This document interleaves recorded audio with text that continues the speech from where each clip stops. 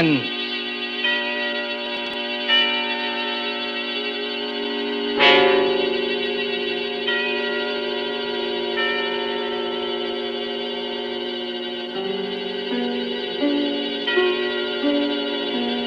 This is the Man in Black, here again to introduce Columbia's program, Suspense. Heading our starring Hollywood cast this evening is Mr. Paul Lucas, and with him are Miss Heather Angel and Mr. Bramwell Fletcher. Story by John Dixon Carr, dealing with strange, very strange happenings in a London curio shop, and called Mr. Markham, Antique Dealer, is tonight's tale of suspense. If you've been with us on these Tuesday nights, you will know that suspense is compounded of mystery and suspicion and dangerous adventure. In this series are tales calculated to intrigue you, stir your nerves, to offer you a precarious situation, and then withhold the solution till the last possible moment. And so, with the performances of Heather Angel, Bramwell Fletcher, of Paul Lucas as Mr. Markham, Antique Dealer, we again hope to keep you in suspense.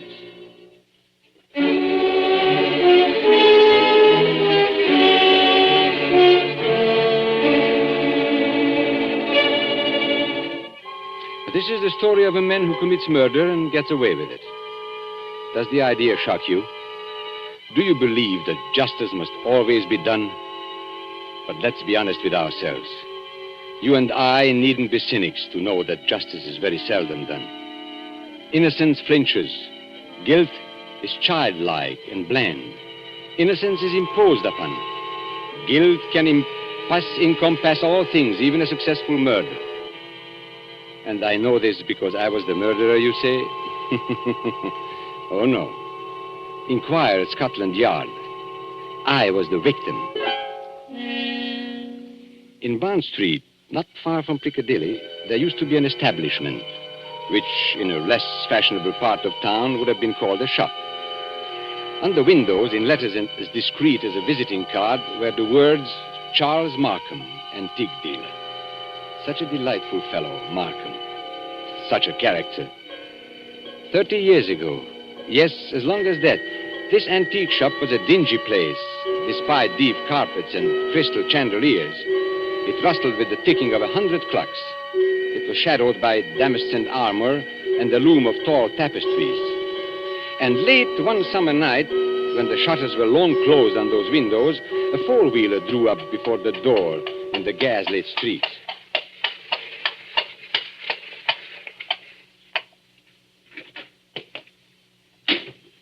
That's all, cabby. You needn't wait. Very good, miss. Good night. Good night.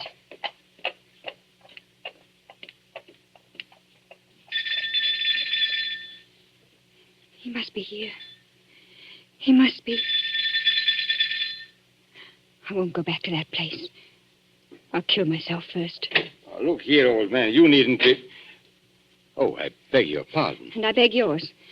I'm not the person you were expecting, am I? No, madam. As a matter of fact, I was expecting a police officer. A police officer? Oh, merely an old friend who often drops in for a talk and a drink. You are Mr. Markham, aren't you? Yes, my name is Markham. Can I be of any service to you? I want to come in. I want to buy a present for somebody. Now, really, madam, this is hardly the time. Yes, I know it's late, but... It's nearly 1 o'clock, madam. Surely tomorrow morning will be... That'll be too late. This is a special occasion. It's a birthday present. That's it. A birthday present. I've got to deliver it before breakfast. And Sir George Lytle says this is the only place in London to buy antiques. Sir George flatters me. Won't you let me come in?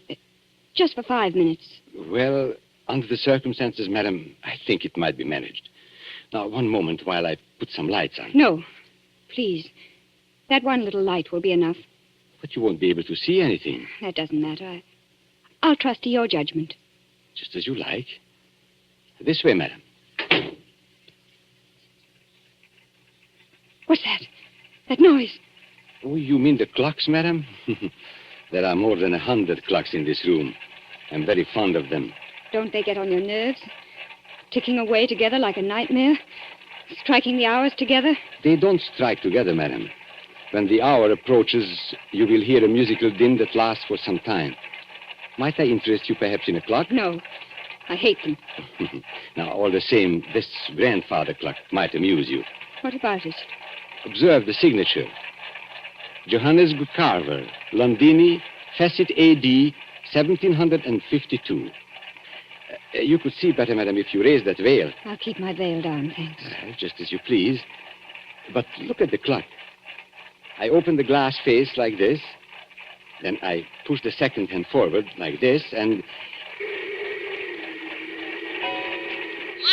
o'clock and all's well. 1 o'clock and all's well. What was that voice? Only the clock, madam, nothing more. The clock spoke. Clever, isn't it? A device of old John Carver, anticipating Mr. Edison's gramophone by more than 100 years. Oh, but you don't like clocks. No, May I ask whether the present is for a lady or a gentleman? it's for a man. Oh, has he some knowledge of antiques? Yeah, I mean, Furniture, perhaps. Porcelain, bronzes, tapestries, weapons. he might be very much interested in weapons. Then Yes. I imagine his name is Mr. Ronald Gilbert. Now, will you tell me, Miss Ray, why you really came here tonight? So you know who I am. Naturally. You are Miss Judith Ray. And why did you come here? I wanted to see what sort of a man you actually were. Oh, and have you found out? No, but I won't go back to prison. I won't. As you will. But since it's to be a business conference, Miss Ray, and I imagine it is, Yes. well, then suppose we go into my office, here at the back of the shop. Will you precede me? Thank you. Oh, you must excuse the dust covers I've put on the chairs here. I'm leaving for a holiday tomorrow, and the shop will be closed. When I return next week, Miss Ray, I shall expect the amount requested. In cash, of course. But I can't raise 2,000 pounds. You ought to know that. Well, your fiancé could raise the money, I imagine. Ron? Do you think I'd have Ron know where I've been? Or what I've been? It's better than having his father learn it, surely. Now, sit down, Miss Ray. I'd rather stand, thank you. Now, that's a very foolish gesture, but the ladies will do it. They think it gives them dignity and shows the disdain of the poor blackmailer. You see, I make no bones about it. I am a blackmailer. You seem rather proud of yourself. Why not? I am the one person in England, perhaps in the world, who has made it a large-scale business. Congratulations. And what is all lifeblood but blackmail? The child says, if you don't give me that, I'll scream. The grown woman says, if you go on behaving like this, I will leave you. Your sex, Miss Ray, are blackmailers from the cradle. You know, Charles Markham, I wonder... Yes? I wonder if anybody's ever hurt you very much. Hurt me? What do you mean? When you talk about the world and people in general, your face goes white under the eyes. You pick up that letter opener from the desk. Not a letter opener, please, Miss Ray. A Medici dagger. 16th century work. It isn't the money that really interests you. I don't understand. You hate the world. You just want to torture people, but you think you've been tortured. Isn't that so? This is a very sharp dagger, Miss Ray. If I throw it down on the desk, it sticks. Like that. Isn't it so, Charles Markham? My motives, Miss Ray, aren't in question. I wonder. Whereas your motives are. Now, let me see. 10 years ago, in 1903, a certain girl called Letty Wilson, your real name, I believe, fell in love with a rather contemptible underworld character named Arthur Aker. Please. No humiliation was too great for her. She worked for him, lied for him, stole for him. I was only 18. I didn't know what I was Now, doing. this girl, for a very shabby theft, was sentenced to 3 years' hard labor at Holloway Prison. 5 months later, she escapes from prison and disappears. All these years afterwards, she appears in the West End as Miss Judith Ray, fashionable milliner. Haven't I made up for it? Haven't I? No, For one mistake. After 10 years. it's the way of the world, my dear. I didn't create it. And I'm forgetting the best part of the comedy. This paragon of virtue next falls in love with Mr. Ronald Gilbert, son of Major General Sir Edmund Gilbert. Such a respectable family, too. Stop it, please. Then, shall we say, 2,000 pounds?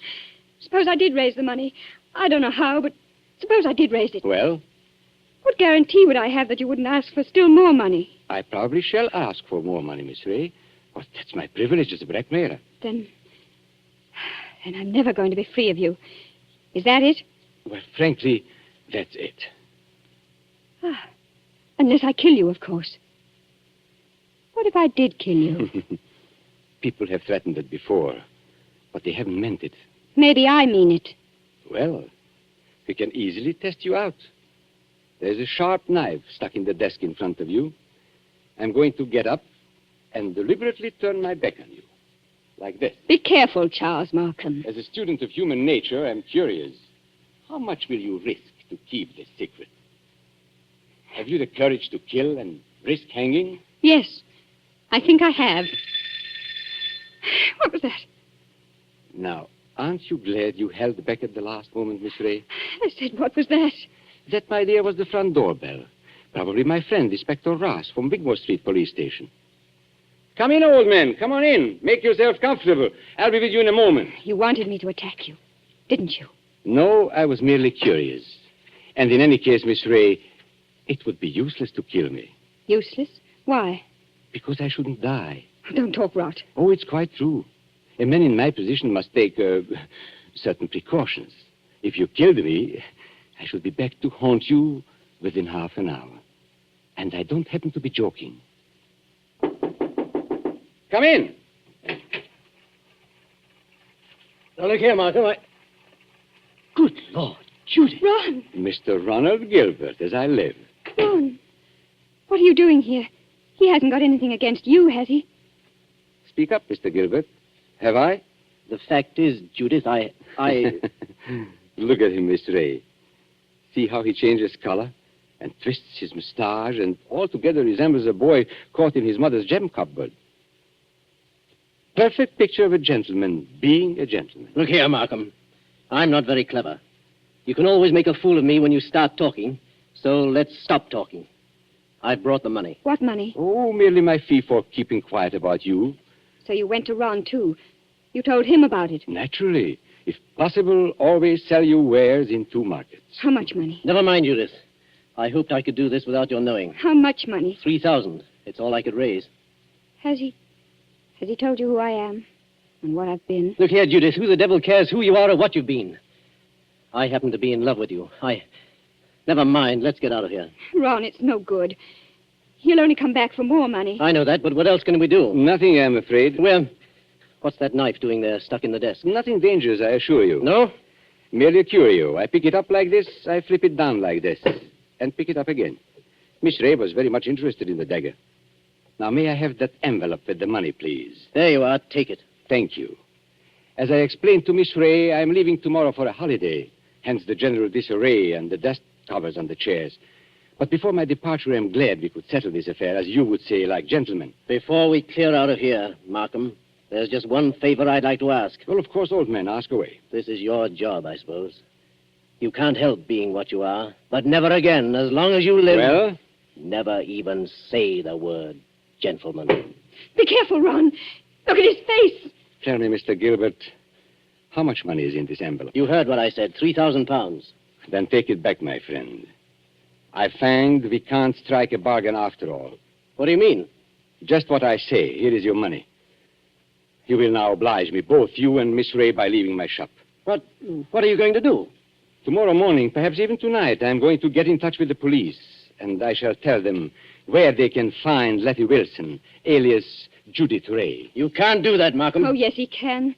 You've hit him where it hurts. 3,000 pounds, my friend, is not enough compensation for the way you talk. There is a way through the shop. Shall I escort you to the front door? No. Oh, so you prefer to stay here and make a fool of yourself? You're not going to tell the police, Markham. I promise you that. And how are you going to stop me? With this. Run! Put that gun away. It's a funny thing, Judith. I felt a bit of a fool, bringing this revolver along. But now I've got a use for it. Oh, yes, I've got a use for it. Oh. Maybe the best thing would be to go into the street now and call a policeman. You'll never get into the street, Markham. Are you following me into the shop? Yes. So both of you, it appears, came here under false pretenses. You said you wanted to pay me some money. The money's still here, but you've lost your chance to get it. And our dear Judith said she wanted to buy a present for you. I showed her this grandfather clock here, this talking clock. Don't go a step beyond that clock, Markham. I warn you. Nonsense, old man. You wouldn't dare shoot. Wouldn't I? No, and I'll call your bluff. 1 step. 2 steps. I know your whole silly tribe, my friend. You wouldn't risk it. No, you wouldn't. What's happening to me? Don't try and grab onto the clock, Markham. It won't save you. You wouldn't risk your life. You wouldn't risk your family position. You wouldn't. 1:15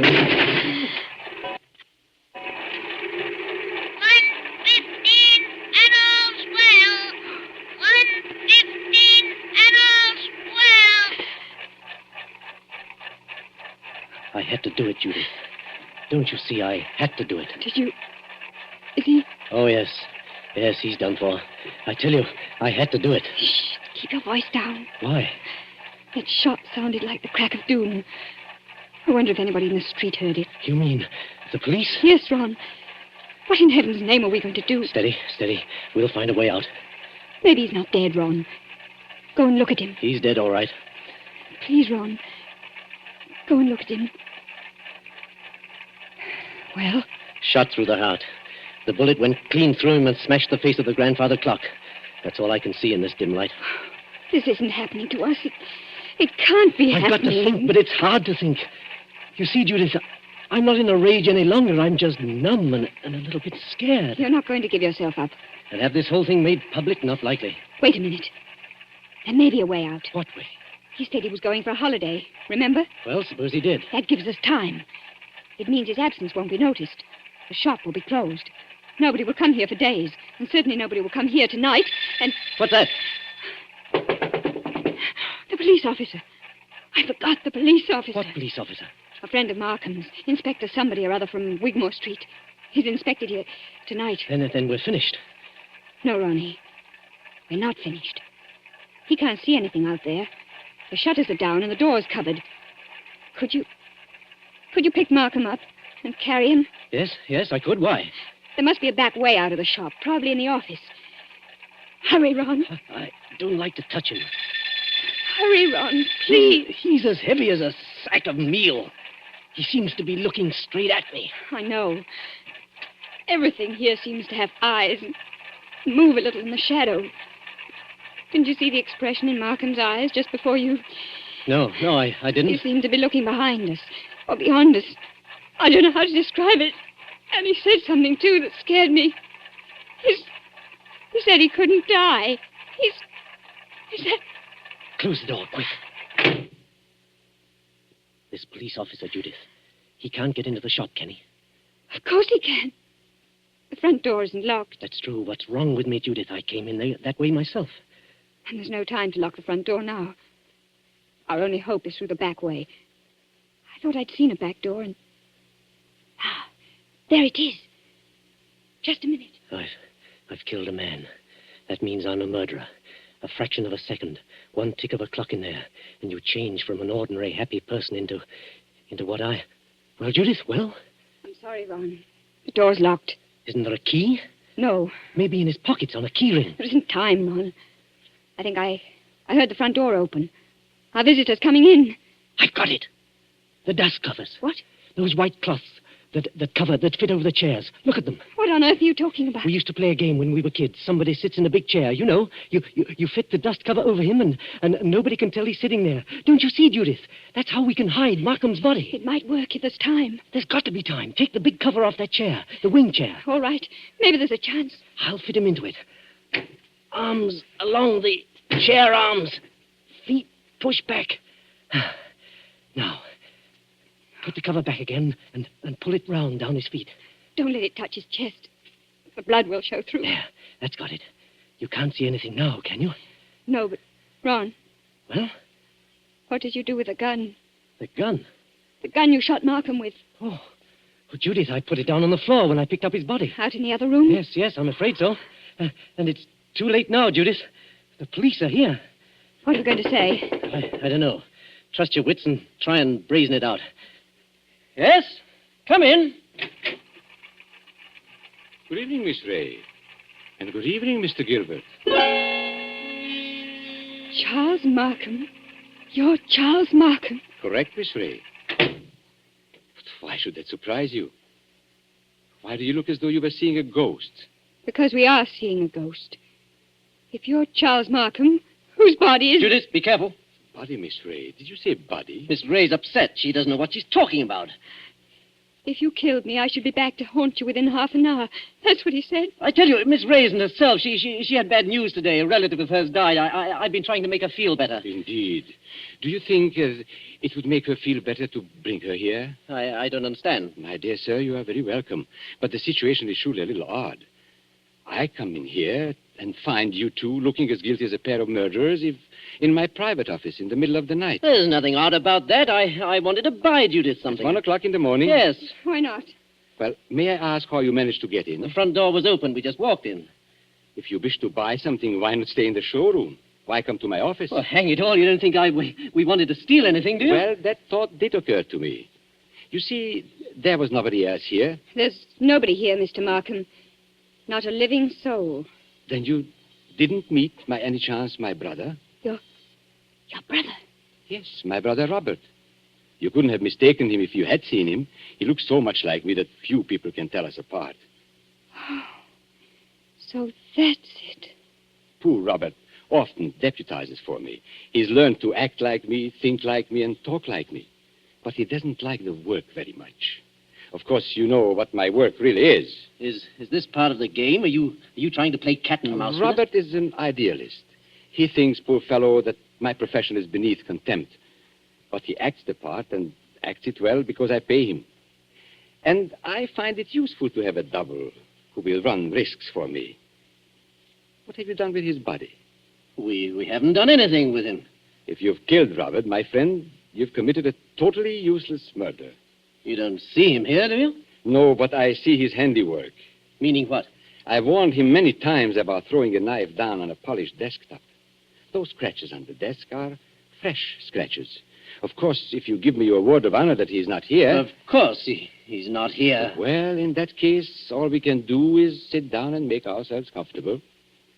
Will you sit there, Mr. Gilbert? And you, Miss Ray, in that wing chair by the window. What's wrong, Miss Ray? Why don't you sit down?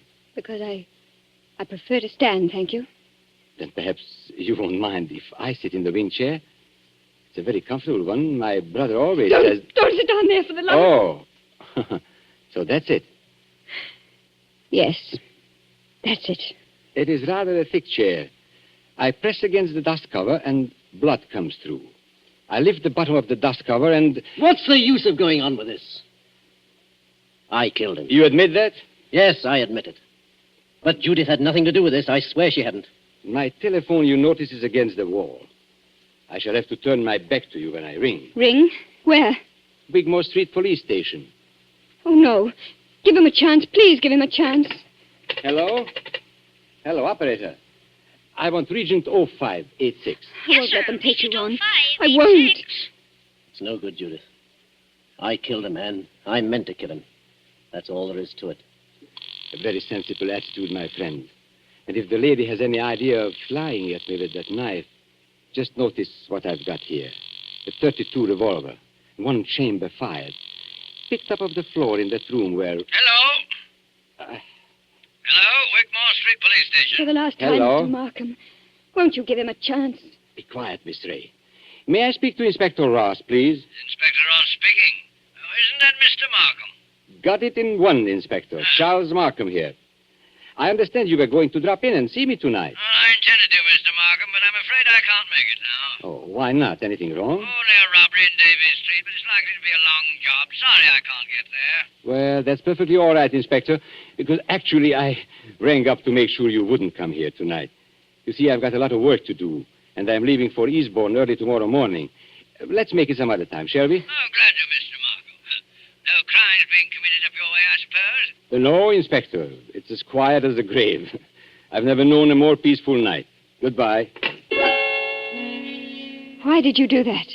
Now, please, don't excite yourself, Miss Ray. Didn't you hear what I told the Inspector? Yes, but is this some more trickery? Trickery? How can it be? I don't know. That's what I'm asking you. I should call it generous when I let my poor brother's death go unavenged. You're not doing this without a reason. Naturally not. But has it occurred to you, either of you, that I might not want my business dealings revealed in court? What are you driving at? And has it also occurred to you that a man's double, who looks exactly like him, and shares all his secrets may become a danger rather than an asset. He knows too much. He wants too much, and so... I think I understand. You're glad he's dead. Not glad, my dear. You shock my brotherly feelings, but definitely relieved. Look here, you can't get away with this. Get away with it, sir? Aren't you forgetting that you are the murderer? Then what are you going to do? Now, it is very simple. We three, in an unholy partnership, will dispose of Robert's body. Or would you rather hang? He's got us, Ron. There's no other way. But how can we dispose of the body? This seems worse than killing him. It's filthy, cold-blooded... Practical necessity. And as for disposing of the body, nothing is easier. We shall simply gather and...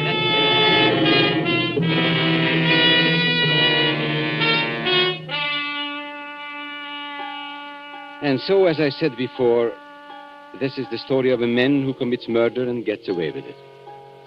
Now, Ronald Gilbert looks back across the years and is still firmly convinced of his own guilt. But, of course, Gilbert never shot anybody. I was the man who committed the murder. Don't you remember? The bullet that killed my brother is supposed to have passed through his body and smashed the face of the grandfather clock. But that's an impossibility. The face of a grandfather clock is much higher than the heart of a man. You see, 2 shots were fired at the very same instant. Gilbert missed and smashed the clock face. I fired from the door of the office and did not miss. That was why my brother looked past those 2. I went out by the back door, locked it, and reappeared at the front afterwards. It was not Robert Markham who died. I am Robert Markham. It was Charles who died that night. And I killed him to stop forever the wholesale blackmail that was poisoning the lives and blasting the hearts of 1,000 half-crazed people. His records I destroyed, his correspondence I burned. He is dead and gone. I have assumed his name and identity ever since. I committed a murder. And yet, if you sat on a jury, dare you say that you would condemn me? Come now. Would you?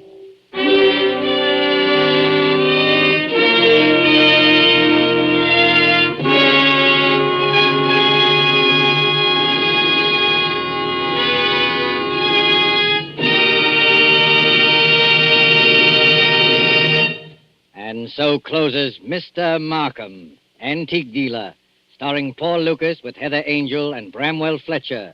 Tonight's tale of Suspense. This is your narrator, the man in black, who conveys to you Columbia's invitation to spend this half hour in suspense with us again next Tuesday, when we will have the pleasure of bringing you Mr. Charles Lawton and Miss Elsa Lanchester, who will star in one of the most famous and suspenseful of Agatha Christie's thrillers, The ABC Murders. The producer of these broadcasts is William Spear, with Ted Bliss, the director, Lud Gluskin and Lucian Morowick, conductor and composer, and John Dixon Carr, the author, collaborated on tonight's Suspense. This is the Columbia Broadcasting System.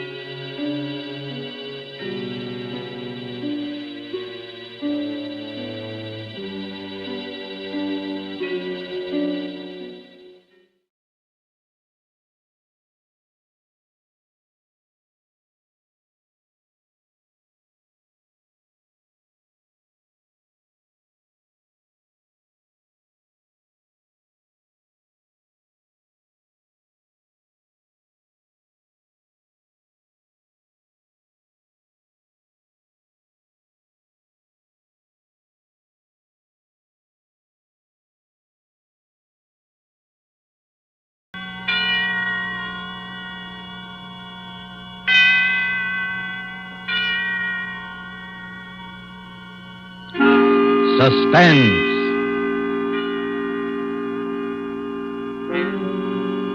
This is the Man in Black, here again to introduce Columbia's program, Suspense.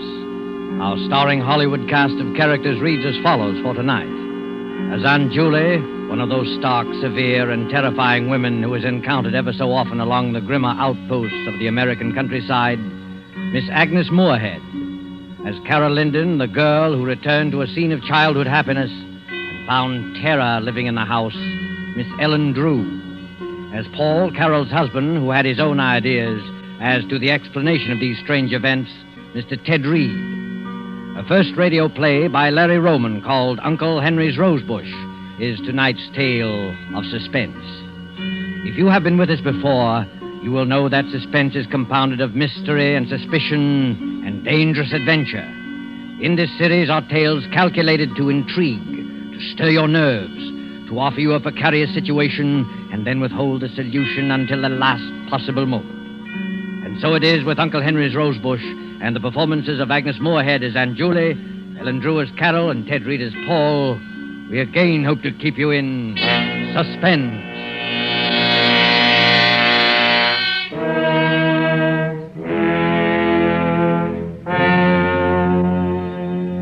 I shall tell you the story exactly as it happened. There's no use pretending. I'll never forget, and I know I'll not awake and find it all a dream. It's real, and for the rest of my life, I shall know it's real.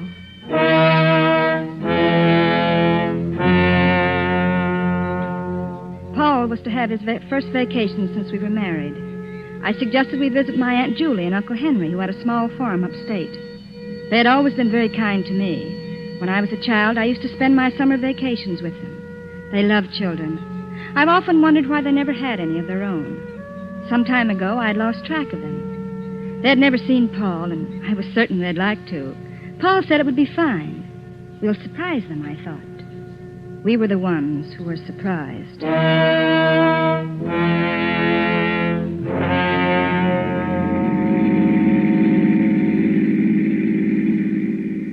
Just a few more miles, Paul. I remember this road. We used to hike along it going to the village. This country air is wonderful. 2 weeks of green grass and wicker chairs. I can't think of anything better. Oh, you'll love Aunt Julie and Uncle Henry. They live alone, quiet and peaceful. It'll be quite a change from the city. Yeah. Now, they must be happy together. Oh, they are, but they're lonely. Smooth lawns and orchards. And flowers. Uncle Henry planted huge rose bushes around the porch. Every night as I crawled into bed, he used to bring me a rose. They're his favorite flowers. Vacation, here we come. Come on, car, let's go.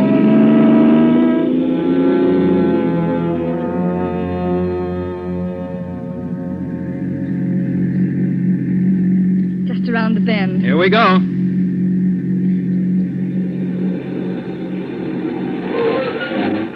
There it is. Carol, look. Why, Paul. Are you sure this is the place? Yes, but all the weeds and the broken shutters. Looks as though it's been neglected for months. I don't understand. Yeah, perhaps it's deserted. Oh, but it can't be. It's their home. Oh, come on. Let's go up and see.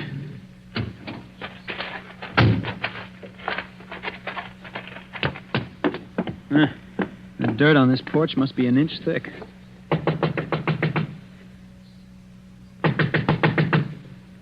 No answer. Nobody here. Look, Paul, over there at the end of the porch. The rose bush. Uncle Henry's rose bush. Why, it's trimmed and neat. It's the only thing that seems to be taken care of. Oh, then somebody must be here. Maybe they can tell us what happened to Aunt Julie and Uncle Henry. Knock again. Someone's coming. Well? We're looking for a Mr. and Mrs. Connors. They used to live... Why, Aunt Julie, I didn't recognize you. But it's me, Aunt Julie. It's Carol. I wasn't expecting you. Oh, Paul's vacation. We thought we'd spend it here. Well, you've been asking for us for years. This is Paul, my husband. Oh, Carol's told me so much Why about did you come? What? I said, why did you come? Well, aren't you glad to see us? Oh, Aunt Julie, something's happened. Nothing's happened. Oh, but it did. Tell me, Aunt Julie, we'll help. Well, of course we will. You shouldn't have come. Well, Carol, if she doesn't want us, let's go. No, Paul. This isn't like you, Aunt Julie. Something dreadful's happened, I know it. Go, Carol. Please go. Listen, if it's money, Aunt Julie, well, we haven't got too much, but you're welcome to I it. tell you, nothing's wrong. Oh, but there must be. This house... You're her husband. I'm asking you to take her and go away. Oh, Come on, Carol. We're not wanted. Let's go. we're going to stay. Well, there you are. She's your niece, and you know how stubborn she can be. We're going to stay. Where's Uncle Henry? I say, where's Uncle Henry? He's not here. Oh, but where is he? He's not here. Isn't that enough? Oh, when'll he be back? He won't be. Oh, but Aunt He Julie... won't ever be back. I stood there bewildered. Aunt Julie had run out of the room. Oh, perhaps she was crying. I don't know. I just knew that Uncle Henry was gone. He had left her. It seemed strangely impossible. They'd always been so happy. So supremely happy that it seemed that the only thing that could separate them on this earth was death. And now this. I couldn't believe it. Paul and I walked into the living room. It was almost as dusty as the outside. The curtains were dirty, the floor littered with old newspapers. The entire room showed the same signs of neglect as the outside. And when I recalled how neat Aunt Julie had always been with her housework, a feeling of apprehension crawled up my back. Frankly, I was frightfully worried, and I could tell by the look on Paul's face that he was worried, too. I don't like it, Paul. There's something strange here. Yeah. I never saw a house in such a mess. It's not just the house. It's more than that. Something much more. I'm sure of it. Well, really, Carol, it's none of our business, don't you? Well, perhaps not, but you don't know Aunt Julie like I do. She'd never ask for help, no matter how much she needed it. I'm just not trying, Paul. I suppose you're right. They've always been so kind to me. I've got to help them. But how can we, Carol? Why, we don't even know what's wrong. They were always so happy together. Somehow I can't believe they've broken up. Something else has happened. Something terrible. And I'm going to stay until I find out what. Well, in that case, we better find a place to sleep. All the bedrooms are upstairs. Come on. Right. Wow. Look at the dust on the banister. I bet this place hasn't been cleaned in a month. Paul. Huh? Did you see the way she looks? Yeah. Gee, her face seems completely wrinkled with worry. No wonder I didn't recognize her. She seems much older and frightened. Well, do you think she's ill? I don't know. I wish I did. Wow, look at that hall. Gloomy and dirty. Where do these doors go to? Well, that one's to Aunt Julie's room, and this one's Uncle Henry's. The one across the way is the spare. I guess that's ours. Well, let's go in. Wow. What a mess. Well, might as well get busy cleaning. Yeah, there's nothing like a good round of house cleaning before supper. Paul, so long as Uncle Henry's not here, maybe we can take his room. It's got an adjoining door to Aunt Julie's, and then in case she needs us, we'll be near. Okay. It doesn't matter to me which room we clean. Let's go. Here. It's this one over here. Well, this is...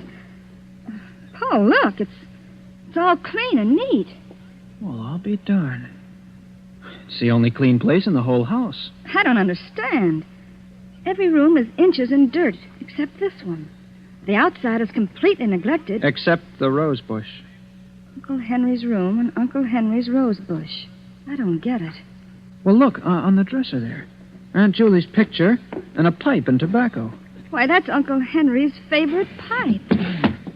Drawers full of shirts, socks, underwear. Carol, if your uncle went away, why did he leave this? I don't know. Strange, but... What's that paper, Paul? Why, it looks like...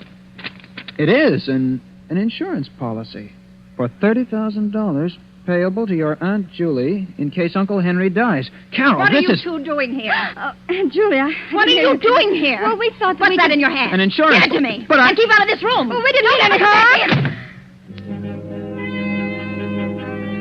I didn't know how to take this. Uncle Henry's pipe and all his clothes were still in his room. And yet, Uncle Henry was gone. And I couldn't understand why Aunt Julie got so angry. I looked to Paul for an explanation. I could tell he had something on his mind, but I didn't dare ask him what it was, and he didn't say. After Aunt Julie's outburst, we went back to the spare room and cleaned it. Then we washed and started downstairs for supper. Watch your step, Carol. These aren't the strongest-looking stairs. It'll be all right. Paul, what do you make of Aunt Julie's behavior? Frankly, Carol, I'm worried. I'm frightened. May as well admit it. There's something strange here that frightens me to death. Well, I don't think there's anything to be frightened of. It's just that... Oh, there, that's the last step. This way to the kitchen. Right. No, as I was saying, I don't think there's... Look out, Carol! Well, that was close. That vase just missed you. A vase? Yes, and it was a heavy one. The one at the top of the stairway. Oh, if it would have hit me. Yeah. Oh, Paul, I'm frightened. Look, coming down the stairs. What happened? The vase fell. Just missed Carol. Oh, don't worry about it. I didn't like the vase anyway. The vase? What about Carol? She almost got killed. Never mind, Paul. It was an accident. An accident? We were just going in for supper, Aunt Julie. Care to join us? Well, Oh, come on, Aunt Julie. It'll do you good. Oh, all right. Here. You two sit right down. I'll have something prepared in a minute. I'm not very hungry. Oh, nonsense, Aunt Julie. I'll fix something that'll make your mouth water. You know, when Carol and I get through cleaning this place up, it'll look just like new. Yeah? Sure. I think when Carol and I have a family, we'll take them to a farm. Really? Yes. You know, this place would be swell for children. Oh, what do you mean, sir? What did I say? What's the matter? What's the matter with Aunt Julie? Where's she going? I don't know. I was just trying to make conversation. Just talked about children on a farm, that's all. Oh, Paul, I'm frightfully worried. Do you think we ought to call a doctor for her? I don't know. We have to do something. She certainly doesn't look too well. But maybe she isn't really sick. What do you mean? Well, maybe if your Uncle Henry did leave her, well, then maybe... You mean she still loves him? It's possible, but... Oh, but you don't really believe it. Oh, Carol, I don't know what to believe. I just know something's wrong.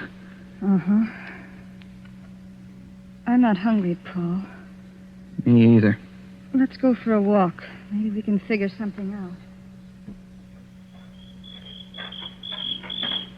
Country's so peaceful and beautiful in the night. Yes, it is. I wish you could enjoy it. But I can. Oh, don't try to fool me. Your first vacation in years, and you run into this. Well, we have to help her. Of course. But how? Yes, we don't even know what's wrong. She not only won't tell, but we can't get near her long enough to talk to her. Suppose Uncle Henry really did leave her.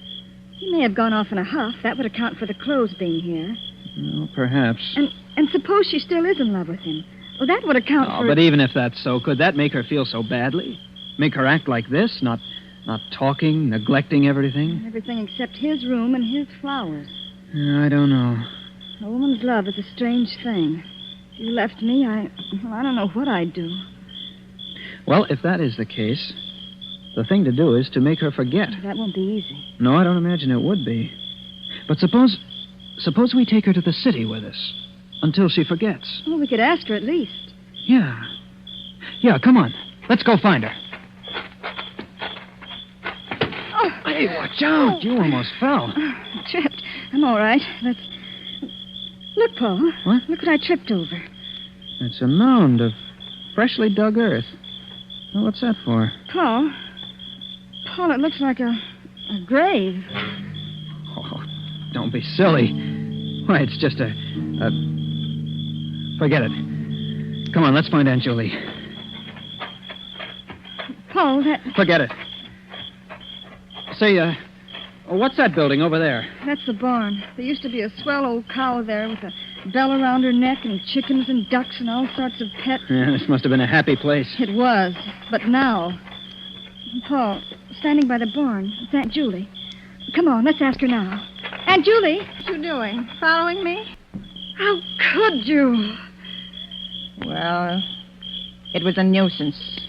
Oh, Aunt Julie. Oh. A cat. With its neck wrung. This was the first indication of Aunt Julie's ruthlessness. It seemed so unlike the Aunt Julie that I knew. She was always kind. But there was no mistaking the anger in her eyes as she stood there in the dim moonlight, the strangled cat in her hands. She killed it, she said, because it was a nuisance. If she could do that, what else was she capable of doing? Paul and I went into the house. We went upstairs and put the finishing touches in our room and went to bed. I couldn't sleep. And as I watched the moon make its slow, solitary way across the heaven, I kept thinking. Paul and I are also a nuisance. Paul and I are also a nuisance. Toward midnight, I became drowsy and was just beginning to fall off to sleep when I heard footsteps in the hall. Paul. What? Paul, wake up. What is that? Shh. I hear footsteps in the hall. Footsteps? I don't hear anything. There. Hear it? Yeah. Must be Aunt Julie. Oh, what would she be doing up this time of night? I don't know, but who else could it be? Well, I'll go see. I'm coming with you. Now, quiet. Don't put on the light. I can't see. Oh, yes. Now I can. It is Aunt Julie. She's walking down the hall. I think she's coming this way. Quiet.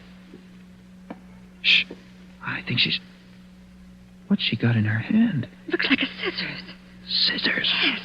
What would she be doing with... Carol, she's coming this way. Get back in bed, quick. What? Get in bed. All right, now, quiet.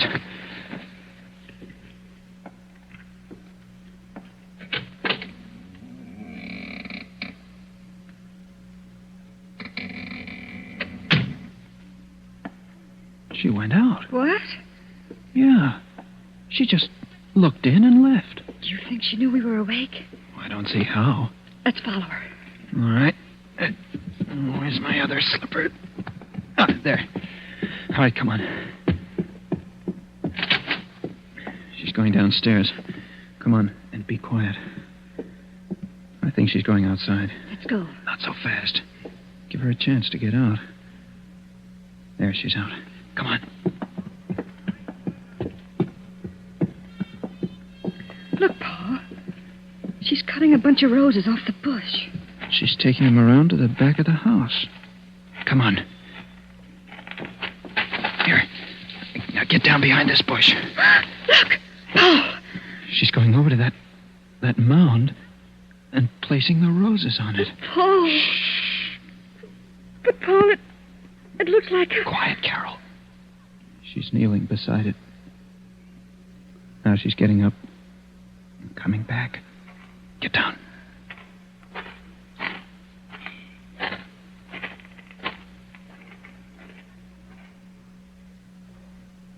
She's gone. Paul, do you know what that is? I got a pretty good idea. Uncle Harry's roses with Uncle Henry's grave. I said it. I said it without thinking. Of course, we had no way of knowing Uncle Henry was dead. We had no way of knowing that was Uncle Henry's grave or that it was a grave at all. But at that moment, stooping behind the bush in the blackness of the country, we felt it, not knowing why. Paul and I went back to our room as quickly and as silently as possible. Needless to say, we didn't sleep anymore. We just kept looking at each other, asking ourselves questions, trying to analyze our feelings. Soon we could see the streaks of dawn coming up over the treetops, and we slept the early morning hours trying to convince each other that our thoughts were ridiculous. Frankly, I don't think we succeeded.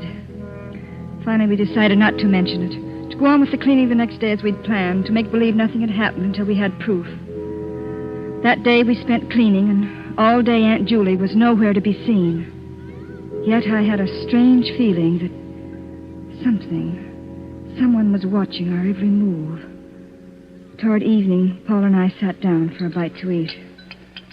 More coffee? Oh, thanks. I wonder where Aunt Julie is. I don't know, Carol. That's a strange aunt you've got. Yes. Paul, look. The window. What is it? I saw someone looking in. What? There's no one there now. But I'm sure I saw... Probably just a shadow. Yes, probably just a shadow. You're on edge, Carol. I'll be all right. Finish your coffee. I'll start cleaning the bathroom.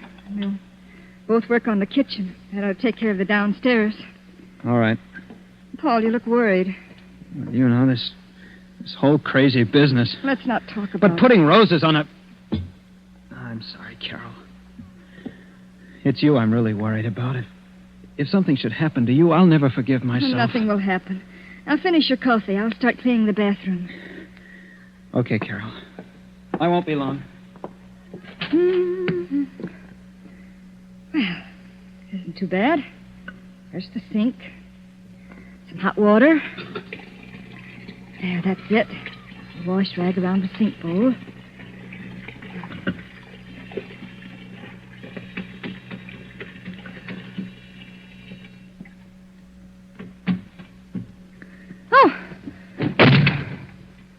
Oh, dear. Just the wind. Guess I'm getting jumpy. This place won't be half bad when it's clean. The medicine chest. Clean the mirror. And the shelves. Oh. What? Oh, Paul? Paul? What is it, Carol? Come here. What is it, Carol? What's the matter? Look. Here in the medicine chest. Where? It's a hypodermic needle. What would a hypodermic needle be doing here? Well, it's not likely to be here for nothing. Look, alongside of it. A bottle of... What's it say? I can't read it. It's awful-looking stuff. Open the bottle. All right. That cork's in tight. There. Oh, nauseating.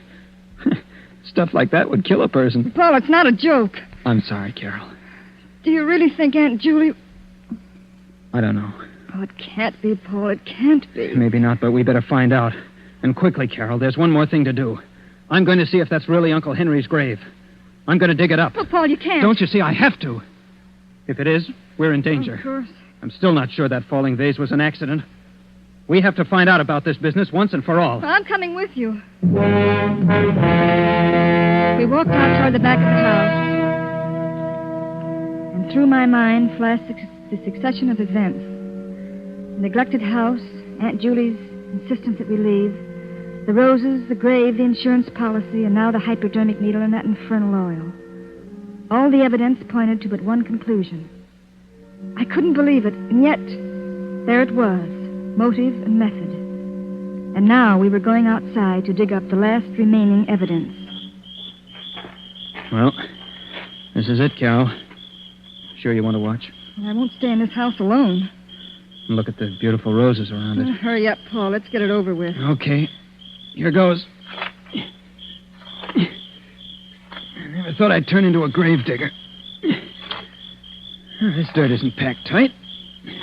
Easy to dig. It's getting dark. Yeah. Oh, I think I'll run in and get a lantern. I'll be right back, Carol. All right. Every one of those lengthening shadows looked like a ghost. It gets dark quickly in the country. I was afraid, but I knew Paul would be back in a minute. I picked up the shovel and began to dig. Oh, there. That's better. Not so nervous. I'm working. Is that you behind me, Paul? Bring the lantern closer. Gee, it's so dark. Paul, I... Uncle Henry! What are you doing? What are you doing? What are you doing to my grave? Put it back. Put it back. Oh, my flowers, my beautiful flowers, my lovely roses. You've hurt them. You've hurt my roses, and I won't let you. I won't. Keep away. Keep away, Uncle Henry. I won't Henry. let you hurt my roses. My sweet, delicate roses. Take your hands away. Take them. You broke them. You killed them. Stop it. Stop it, Henry. I'm going to kill her just as she did my roses. Stop it. Take your hands away. Kill her. Henry. Kill her. Henry. Oh, forgive me, Henry. I didn't mean... Are you all right, Carol? Yes. Oh. Yes, I think so. What happened? What? Oh. Uncle Henry? Aunt Julie saved my life, Paul. And we thought she... Oh, can you ever forgive us, Aunt Julie? You didn't know. Then You he didn't wasn't know. Dead at all? No. No, he wasn't. Oh, I don't understand. He was living in his room all the time, Carol. I was taking care of him. When you two insisted on staying here, I kept him out of sight. Oh, I didn't want to kill him, but I had to. He would have killed Carol. Aunt Julie. Oh, if you only had left when I asked you to. But perhaps it's better this way. He never got that violent before. I could always take care of him. The hypodermic needle and the sedative calmed him when he got a little wild, but then when I saw him strangle the cat, I knew he was getting completely out of hand. Yes, it's better this way. He's better off dead. Poor Uncle Henry. The grave and the roses were a whim of his. A whim. And look, he fell right in his own grave.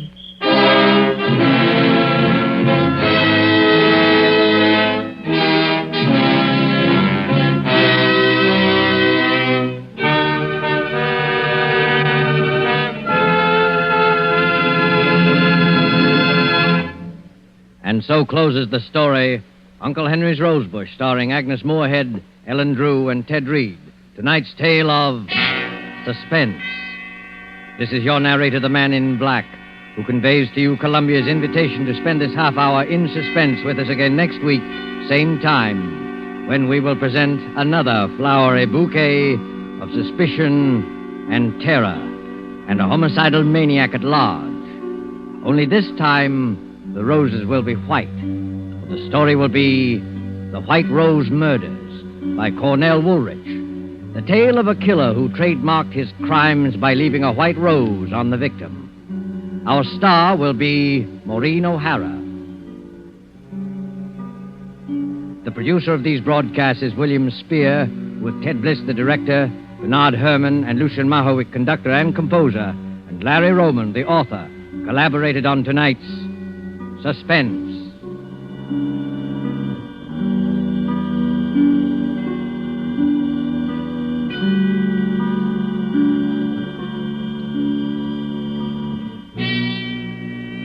This is CBS, the Columbia Broadcasting System.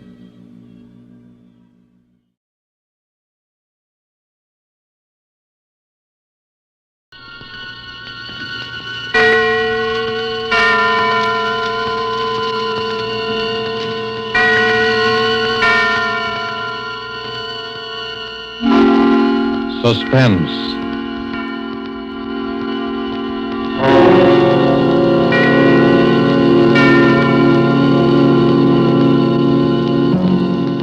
This is the Man in Black, here again to introduce Columbia's program, Suspense. Tonight, heading our Hollywood cast are two noted leading men. One, Mr. Preston Foster, a star long established, the hero of many an adventurous film, the latest, the 20th Century Fox production, Guadalcanal Diary. The other, Mr. Dane Clark, a newcomer to the screen, whose auspicious debut in Action in the North Atlantic has made him warmly welcome in these parts. Mr. Clark appears tonight as a young man who awoke one morning to find himself in a very serious jam. And Mr. Foster is the San Francisco homicide detective who is willing to help his friend, up to a point. The play called The Singing Walls by Robert L. Richards, adapted from a story by Cornell Woolrich, is tonight's tale of suspense. If you've been with us before, you will know that suspense is compounded of mystery and suspicion and dangerous adventure. In this series are tales calculated to intrigue you, to stir your nerves, to offer you a precarious situation, and then withhold the solution until the last possible moment. And so it is with the performances of Preston Foster as Detective Denny Sullivan and Dane Clark as young Tom Cochran. We again hope to keep you in suspense.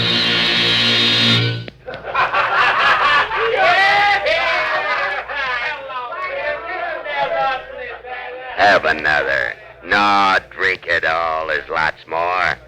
So a guy named Joe brought you, huh? You come up here from Joe's place? What's that? Oh, you don't even know where Joe lives, huh? Me?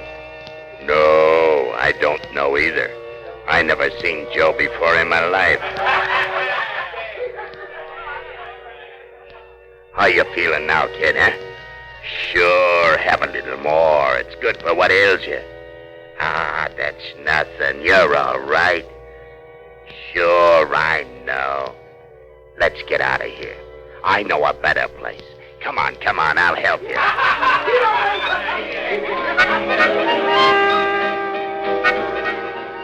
No, that's not a window. It's bricked up. They put a building up right behind this one. That's right. It comes right out of the walls. Singing walls. Yeah. We got hot and cold running water here and singing walls.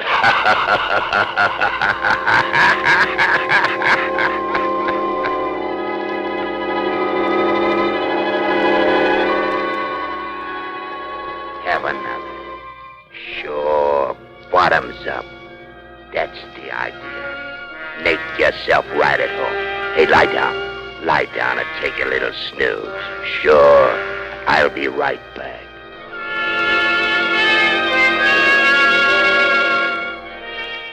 What's the matter? Have a little trouble in here while I was gone? Oh, it's blood. Sure, blood. All over your shirt. Oh, him? Oh, he's all right. Just put him in the closet. Lock the door. Like that, see? Now you put the key right in your pocket so you'll know just where to find it. Don't worry. He'll be all right. No, I'm not going anyplace. I'll be back in just a minute. Here. Have another. Have another. I'll be back in just a minute. No. No, let me out. Let me out of here. Tommy! Let me out of here. Tommy, No. what's the matter? No. Tommy!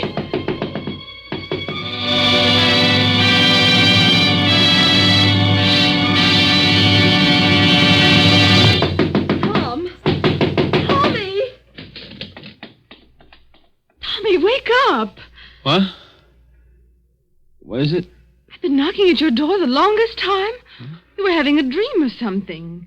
Yeah, what time is it? It's way after noon. You came in pretty late. Did I? Toss me my bathrobe, will you, sis? Don't you know what time you got in? Not exactly. Oh, Tommy. I know it's tough not having a job all these months, and I know you've tried. But this isn't doing you any good. I know, sis, but last night was the first time in a month, and anyway, it was different. I had a few drinks, but it was different. Something happened. What do you mean something happened? Well, it wasn't just the drinks. They were doped or something. Oh, Tommy. No, look, sis, it's not just an alibi. I don't remember where I was or anything, only that just now I seem to be dreaming about it. About what? About last night. I could hear you banging on the door all the time I was dreaming. And then it seemed as though I wasn't dreaming at all, that I was remembering a lot of things. What sort of thing? Well, it was all mixed up. There was a guy with a kind of a frog voice that kept giving me drinks. And I was sort of floating. Then there was a place that music came out of the walls. There was something about blood on my shirt. The key to a closet. Why, Tommy, you're shaking like a leaf. Yeah. It was a pretty scary dream. If it was a dream. What you need is some good hot coffee. Now hurry up and get dressed and come on downstairs. Here, I'll get you out a clean shirt. Yeah, I'd better wear the old one. I've only worn it once. Oh, but it's all messy. Yeah, it does look kind of... Mildred. What? My shirt, give it to me. Now what's the matter? Look, Mildred, that's blood. Well, I guess it is. I know it is, just like it was in the dream. Oh, Tommy, don't be so silly. You must have hurt yourself somewhere. But I didn't. Look, there isn't a scratch on me. Well, then you got in a fight. Maybe. What else could it have been? Well, that's what I'm trying to think. Well, stop thinking and hurry up and get dressed. My goodness, look at the way you threw your clothes around last night. Trousers on the floor. Here. Oh, dear, everything's falling out of the pockets. I'll pick it up. You get dressed. Thanks. You didn't come home with much, did you? Well, I didn't have much to start with. Well, I'll put it all up here on the bureau. 25 cents in change and your keys. Now, hurry. What'd you say? I said hurry. No. Before that, what'd you say? I said I put your change and your keys up in the bureau. Keys?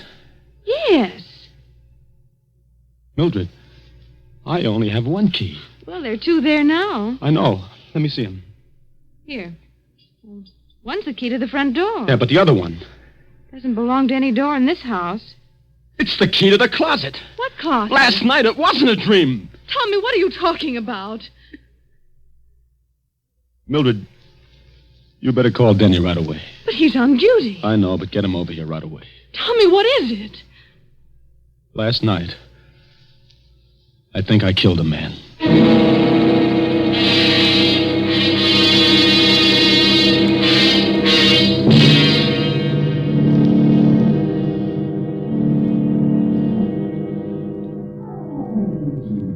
look at your eyes. Listen, Denny, Mm-hmm. You were doped, all right. Well, I didn't know what it was. Never mind that now. How much do you remember? Look, Denny, I hated to bring you in on this, and I didn't know who else to go to. Skip it. What's the use of having a brother-in-law who's a cop if he can't help you once in a while? How much do you remember? Well, just what I've told you. Just like it was in the dream, only it wasn't a dream. You see, there was this guy, Joe, just some guy I'd known from someplace, I don't know where. See, I met him on the street, and he took me to the party. And then the guy with the frog voice began giving me drinks. And then everything got confused. And I was in another place with the singing walls and some harmonica playing or something. I don't even know whether it was in the same apartment even, but that's where the closet was. What about the guy The dead guy? Well, at first he wasn't there, and then he was. He was sort of slumped over in a big armchair. Then Frog Voice put him in a closet. That's what I remember. And then he left. And then I suddenly seemed to realize that the guy in the closet was dead, and that's why I got out of there. I don't know how. You don't have any idea where it was? No, I don't even know where the party was. And you'd never seen any of these people before? Except this guy, Joe, who took me to the party. And that's all I know about him, Denny. Just a guy named Joe that I knew by sight from someplace. I don't know where or his last name or anything. Not much to go on, is there, kid? No, not much. A guy named Joe, singing walls, in a closet. Another guy with a froggy voice. But I'd recognize him or his voice if I ever saw him again. Tommy, you're in a jam. The way it looks right now, there's a dead man in a closet somewhere in this town, and you killed him. Oh, but Denny, Well, maybe you didn't. And if we find him before somebody else does, maybe we can figure out what did happen. The way it stands now, you're it. I know. We haven't got much time, either. The place is an apartment. They probably would have found the body already, and I'd know about it. It's a hotel. They check the guests out by 6 o'clock. That gives us about 4 hours. 4 hours. For the murderer to find the guy he murdered. It's kind of crazy, isn't it? Tommy, you know how I feel about Mildred. You know I don't exactly hate you either. You know I'll do everything in the world I possibly can to clear you. Sure, Denny, I know. But I'm a cop, Tommy. If you did it, you know I'm going to turn you in, don't you? Sure. I know that, too. Okay, kid. Now, let's start from the beginning. What about this Joe? I don't know anything about him. You know his name, you know his face. Think, Tommy, think. Well, I'm trying to. If I could only remember. If I could only remember.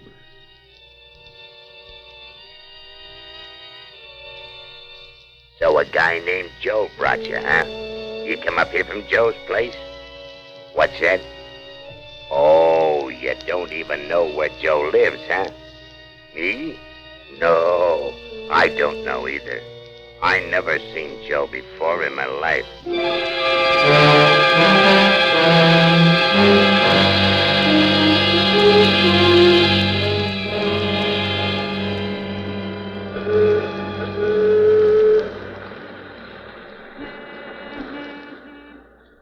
You still don't get it, Tommy? No, I don't. You told me where Joe is. I have? Sure, you see the sign over that saloon? Yeah, it's Joe's place. But how do you know that? Tommy, you were playing with bad boys last night. And this is where bad boys hang out, among other places. It's got a name. It's run by a guy named Joe. He minds his own business, as far as we know, but his customers don't. So? It all clicked when I remembered you said the guy with the frog voice asked you if you came up there from Joe's place. He didn't mean where Joe lived or anything. He meant this place.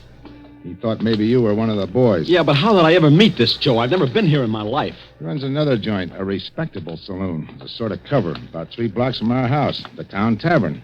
Hey, that's right. Remember? Now, Joe may or may not be in on this.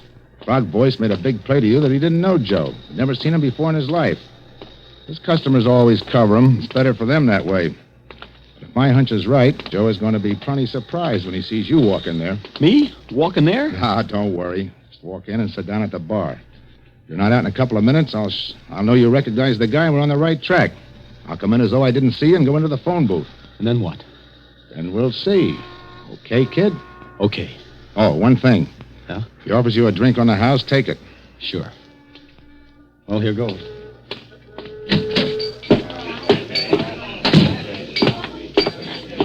What'd it be, Mac? Here. Well, we got some... It doesn't matter. Suit yourself. Well, what do you know? Tommy. Hiya, Joe. Hey, what are you doing down in this part of town, kid? Oh, I I had to come down to see a guy. I didn't know you had this place. Oh, just a little sideline? It's where I first started, you know. Sure, I know. One beer, that'll be 10 cents. Hey, no, none of that. You gotta have one on me, kid. A real drink. What'll you have? Well, Scotch? Okay. Scotch for the gentleman, Larry. The very best. You understand? Oh, yeah, sure. I'll take rye. Hey, Tommy.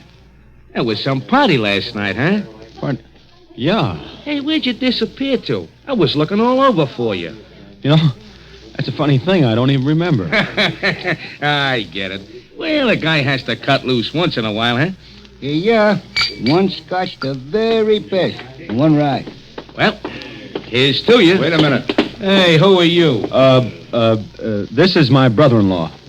Denny, this is Joe. Oh. Say, you must have got those drinks mixed up. You never drink Scotch, Tommy. You only drink rye. Yeah, that's right. Here, you take the rye and give Joe the Scotch, and I'll take your beer. I don't like Scotch. I never touch it. Okay, I'll take it. Thanks. By the way, Joe, you haven't got a little bottle I could pour this into, have you? Say, who do you think you're kidding, bud? I'm from headquarters. There's my badge. Oh, now, wait a minute. I didn't know that you... I suppose you don't know what I'd find in this drink if I took it down to be analyzed either. Hey, now, look, I don't want any trouble. I never had any. They can tell you down at headquarters. Of course, it's a matter of dough. You can't buy your way out of this one, chum. I want talk, and I want it quick. What kind of talk? Where'd you take Tommy last night? It was just a little party, a private party. Went Yeah, out there. and they slipped things in people's drinks there, too. No, I don't know anything about that. Now, honest, I hardly know the people. Who's the guy with the frog voice?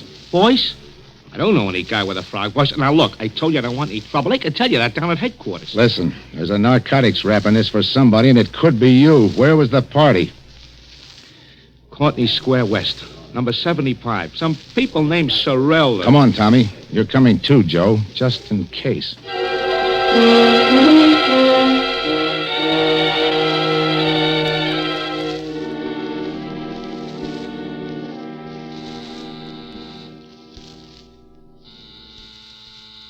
Sorrell, A.J. Does this look like the place, Tommy? Well, it looks like it. Could be. Everything has been so confused since last night. Well, this is it. It better be. Mrs. Sorrell? Yes? I'm from police headquarters. Oh? Mind if we come in and look around? Why, no. Come on, Tommy. You too, Joe. By the way, you two know each other? Oh, his face familiar. I think he's been here on a couple of parties. We kind of get crazy parties. All kinds of people wander in and out. Is that what the trouble is? It might be. You know anyone with a froggy voice? No, not that I can remember. Okay, let's look at the apartment. Well, this is the hall, of course. And here's the living room. Joe, you stay here in the hall. And you better be here when I get back. I'll be here. So this is the living room. Uh-huh. This is the bedroom. Looks kind of messy now. See anything? No. And over here's the kitchenette. I see. And that's about all there is to it. What's that room there? Oh, that's just a sort of storeroom. Well, I think we better look at it, though. Come on. Well, all right. There, see? There's nothing much in it. An old armchair and a bed. We use it as a guest room sometimes. Jenny, that closet. Oh, there's nothing in there. Just a lot of old odds and ends. Open it. Well, it's locked. All right, unlock it. I'm not sure where the key is. And, lady, you better find it. Well, I'll try. Be right back. Is this it, Tommy? Well, there was a closet like that. And a window just over there where that one is. And the armchair and the bed. Don't you remember? I can't, Denny. Let me have that key. Wait a minute. Here she comes. I think this is it. Try it. It sort of sticks sometimes. I'll help you. Well, there it comes. See? Just a lot of old junk. Uh-huh. Oh, come on, Denny. You sure? Sure, I'm sure. Come on. Well, I guess that's all, Mr. Sorrell. Thanks for showing us around. That's all right. Hello, Joe. Still here, huh? You don't mind if I stay here and visit a while, do you? No, I guess not. Well, goodbye. Bye. Thanks again. Well, goodbye and good luck, copper. I'm sorry, Denny. That was a try. Well, what do we do now? I don't know, Tommy. I don't know. Think, Tommy. Think. We found Joe. Now, what about those singing walls?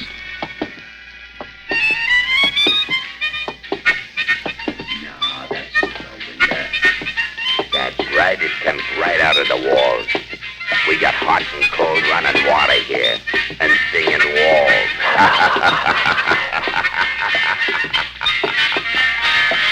Denny. Yeah? Listen. What?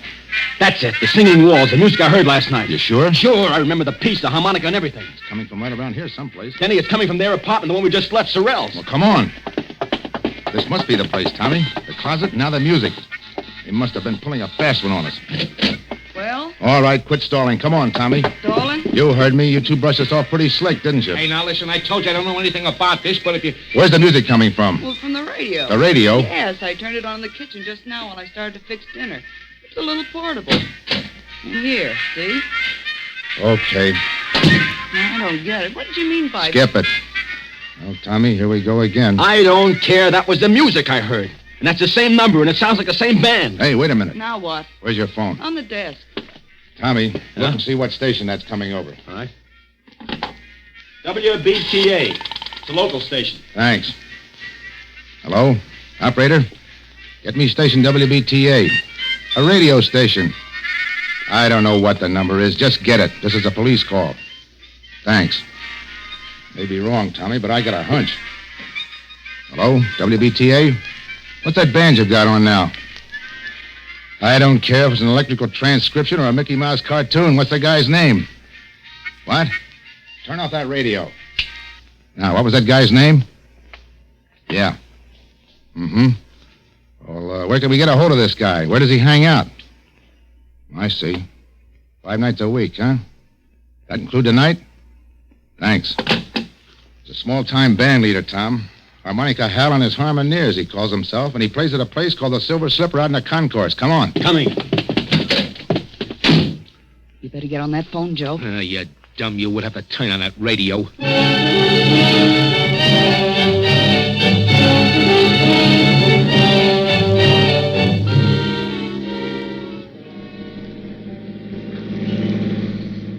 There's a Silver Slipper right over there. Okay, let us out here. Right.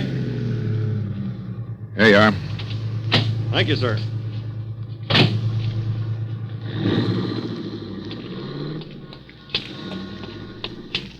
Look familiar to you around here, Tommy?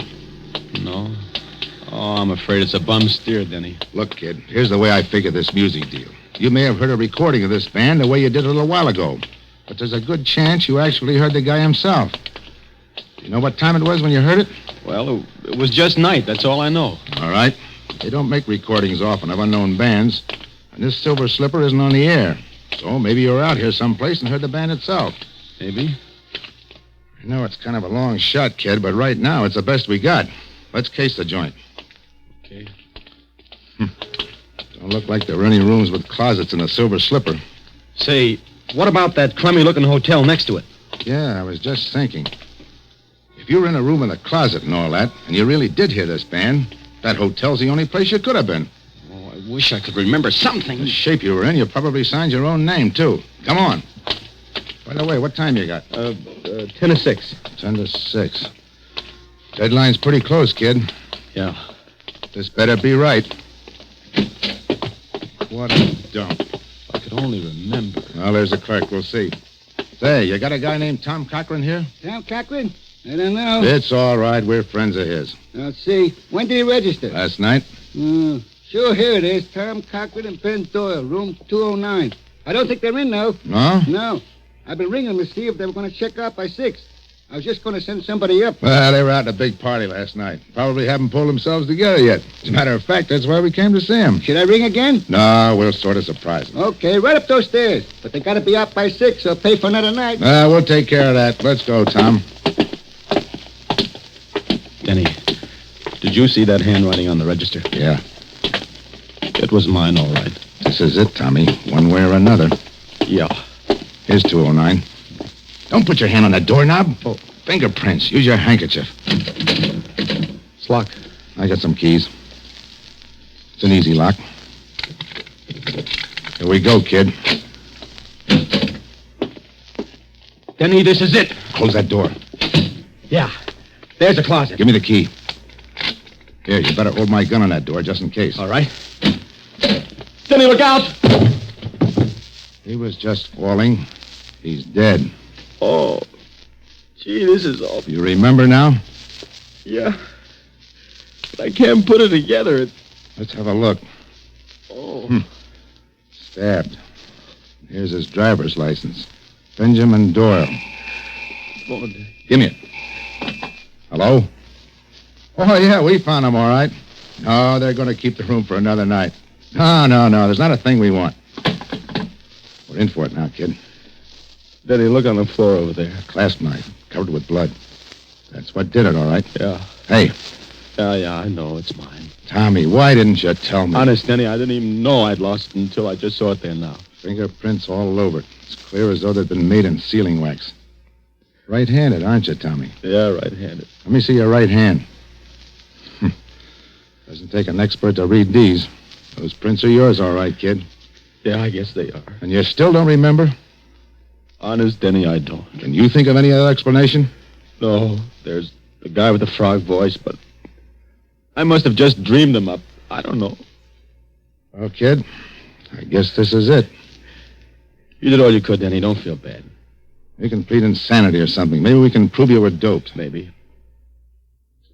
You better call headquarters, Denny. Let's get it over. All right. So where are you going? I don't want a phone from here. The clerk will listen in. There's no use getting all the wolves on us before we have to. Aren't you afraid that I'll... No. Oh, I won't. I'll just have him send a detective car. You won't have to go in the wagon. Thanks. Better let me have my gun. Sure. I'll be back. Lie down for a couple of minutes. You look kind of sick. I am. Oh.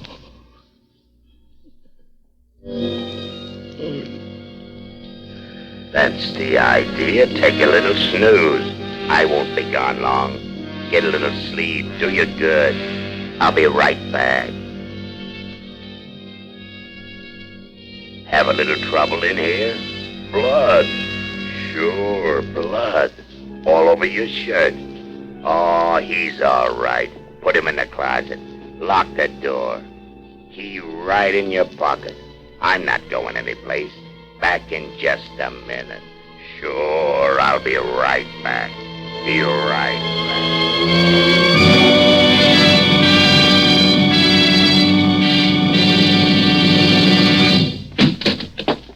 Here he is. You? Yeah, me. Hey, what are you going to do with him, Froggy? Get him in the other room until his copper friend misses him and starts looking. Now, listen, I don't want to be in anything like this. Shut up. You're in it up to your neck. Come on, you. Get up. Okay. Get going. Up the hall here. Open the other door, Joe. Sure. Get in there. That the guy, Frog? Yeah. Listen, Froggy, this don't look so good. There was people who knew you were getting ready to give it to Doyle and... Sure. That's why I framed this guy. All the trouble I went to. Doped him and brought Doyle in there when he was out. Planted the key on him, bloodied him up, put the knife in his hand. I still don't see how he ever came to in time. Yeah, but he did. So what? We frame him again. Music? You like music, don't you? You're pretty sweet about music, ain't you? Well, for your information, that's harmonica hell rehearsing for the night. And in this room, it comes through the window. On account of there is a window. But in the other room, it comes through the walls. On account of there ain't no window. Catch on? Better close the window, Joe. No, wait a minute. Yeah, I do like music. You mind if a guy in a spot like I am hears a little music? What about it, Froggy? Sure. Leave it up and let's have music while we work. It'll cover up the noise if he makes any fuss. So what's the new angle? Knock him off. Dump him in the park. Dead by his own hand. Remorse.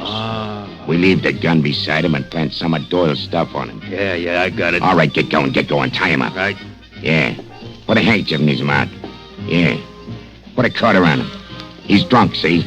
And we're taking care of him. Okay. Where's the car? Oh. Round the back. Nobody will see us going out that way. Come on, over there. All right. You ready? Just a minute. All right, take a look. Okay. All right. Take a look out the door. Okay. All clear? Yeah. Let's go. Lock the door after we go on. Okay. Down the hall to the back stairs.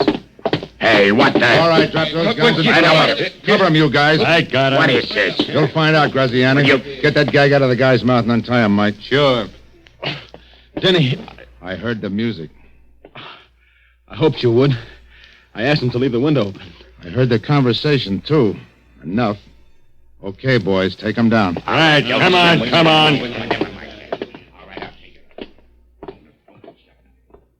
Say, who are those guys? Graziani's a mobster. Doyle was one of his boys who double-crossed him.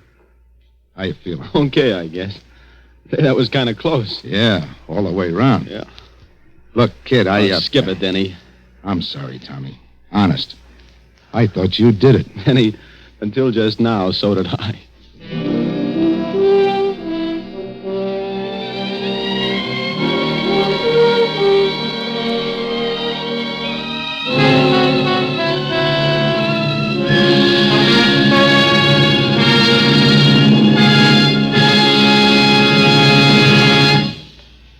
And so closes The Singing Walls, starring Preston Foster with Dane Clark. Tonight's tale of Suspense. This is your narrator, the Man in Black, who conveys to you Columbia's invitation to spend this half hour in suspense with us again next week at this same time, when Miss Lillian Gish and Mr. Otto Kruger will star in the suspense play Marry for Murder. The producer of these broadcasts is William Spear, who, with Ted Bliss, the director, Bernard Herman and Lucien Marowik, conductor and composer, and Robert L. Richards, the radio author, collaborated on tonight's Suspense. This is CBS, the Columbia Broadcasting System.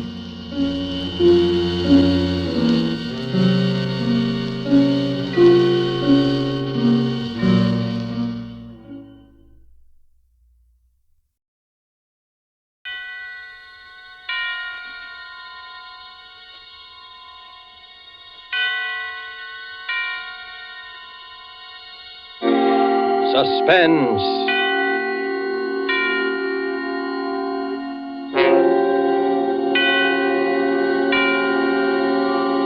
This is the Man in Black, here to introduce Columbia's program, Suspense. Heading our Hollywood cast tonight is the distinguished American actor, the star of the Broadway suspense drama Angel Street, who has recently returned to this coast to resume his film career, Mr. Vincent Price.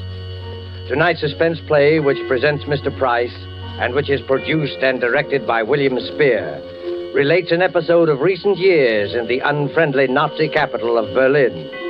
The strange death of Charles Umberstein by E. Jack Newman is tonight's tale of suspense. If you have been with us before, you will know that suspense is compounded of mystery and suspicion and dangerous adventure. In this series are tales calculated to intrigue you, to stir your nerves, to offer you a precarious situation, and then withhold the solution until the last possible moment. And so, with the strange death of Charles Umberstein, and with the performance of Vincent Price, we again hope to keep you in suspense.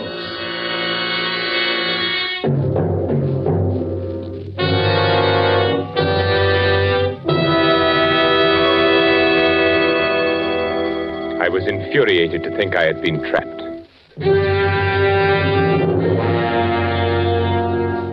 The thought that someone had discovered my intentions maddened me to the breaking point.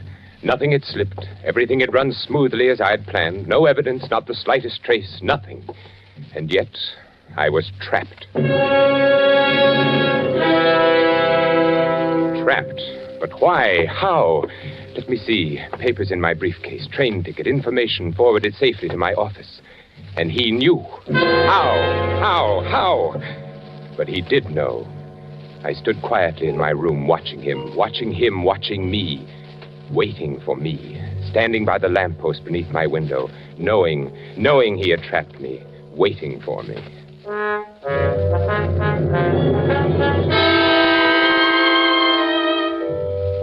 I recognized him almost immediately, Captain von Hind. Once before I had seen him briefly in Herr Miller's office. I had been working on some corrections. Herr Miller was escorting him through the plant on an inspection tour. They stopped for a moment outside my office. I glanced up as Herr Miller gestured my way through the partially open door. Aha, Herr Hauptmann. Das ist unser neuer Architekt. So, ist Ihr neuer Architekt. Well, here it was. They were talking about me. My heart stopped. He was explaining how I had been recommended by the Führer himself, my qualification. They continued on their tour. Herr Miller explained later when I went to his office. Aha, Umberstein, there you are. Herr Miller, you sent for me? Yes, Umberstein. This morning, when Captain von Hind and myself passed by your office, I knew it was you. You knew it was me? Yeah. Captain von Hind is head of Gestapo intelligence in this area. He was conducting a routine inspection this morning, and it was he who suggested that What? Well, since your recommendations were by the Führer himself... Yes? Your work here has been excellent. I knew you were the man when I passed by today. My work? Huh? Oh, no, of course, not that. Why, you have become one of our best men. Oh, thank you, Herr Miller. No, this is it. Yes, Herr Miller. Through various posts, we are releasing more prints on munitions areas in this country and other countries. Huh?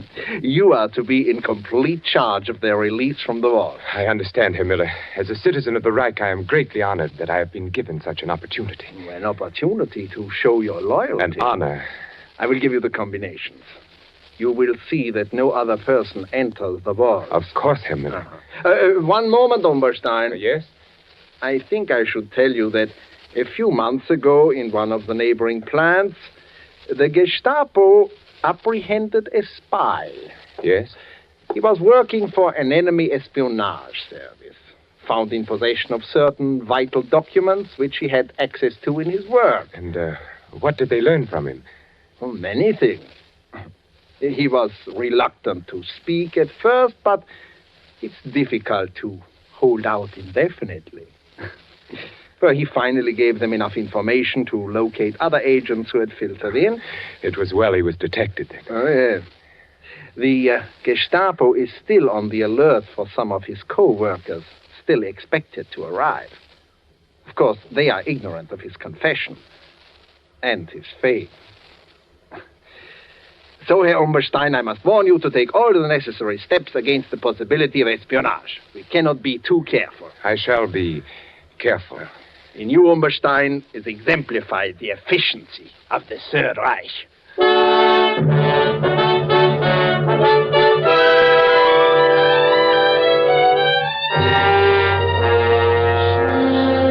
I closed my suitcase and looked down on the street. I watched him standing there. I kept asking myself, how could he know? This Captain von Hind, how could he know? The plan was perfect, the best yet, and yet I was discovered, trapped. It was a late Saturday afternoon, and the silence of the day hung heavy in the room. Outside it was cold, very cold, but in my room it was warm, stuffy. The radiator hissed and spewed as though it were the judge of the events to come. I was almost angry at it. A radiator. It was still light enough that he might see me if I crossed to raise the window. He wasn't aware that I was in the room. I hadn't turned on the lights. Now he stood there, waiting for me to return. I lay down on the bed, smoking, my thoughts troubled by the one question, how? How had he discovered me? Safely, I had avoided all connections with anyone who might have a chance to spy on my work. There was not the least cause for suspicion. An established citizen of the Reich, well-recommended, pure Aryan, employed as an architect in one of the country's largest munitions plants. Certainly there was no reason for him to suspect me. The Gestapo, this Captain von Hind, waiting to take me. Fräulein Keller. Absurd. Oh, of course not. Not she. But could you ever trust a woman? Fräulein Keller. Did I give her any reason at all?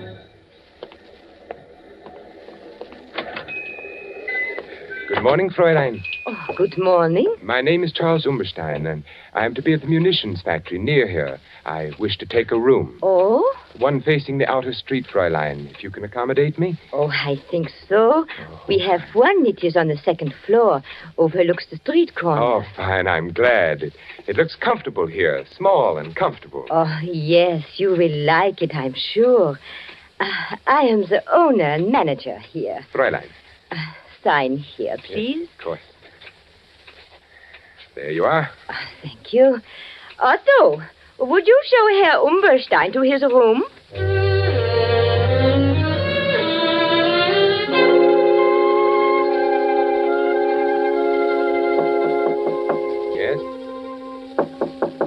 Yes, who is it? It's I, Fräulein Keller. Oh, just a moment. Yes, Fräulein?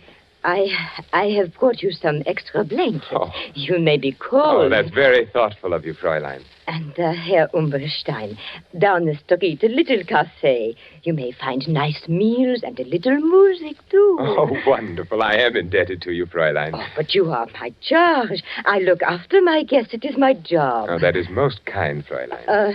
Herr Umberstein, Yes? I also dine at a little cafe often. Oh. I hope I see you.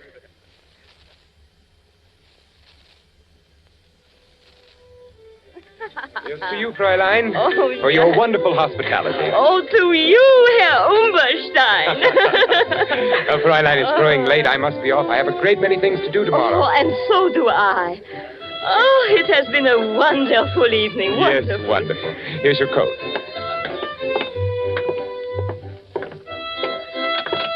It's growing colder now, isn't it? Yes, the winter will be here soon. Too soon. Yes, but I won't be. Eh? You won't be? Oh, nothing, Fräulein, nothing. You will be here long. Certainly, Fräulein, certainly. I was just wishing. Wishing? For what? No, I had done it. I'd started to thinking perhaps she could... For what? Oh, nothing, Fräulein, nothing important. Only the hopes of every man. They become so near sometimes. They're almost reality. So? What else could I do? I had to lead her thoughts away somehow. She took the lead. You mean a woman?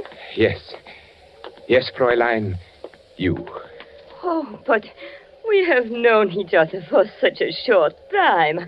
Only 2 weeks. That's true, but I've been aware of you for a longer time, though I've just met you. Oh, Herr Umberstein, Charles. Oh, Charles?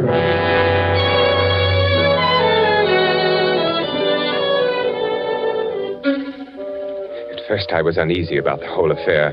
Then after a while, I did grow rather fond of her. She was so accommodating, and we dined together each evening, and I played my role to the letter.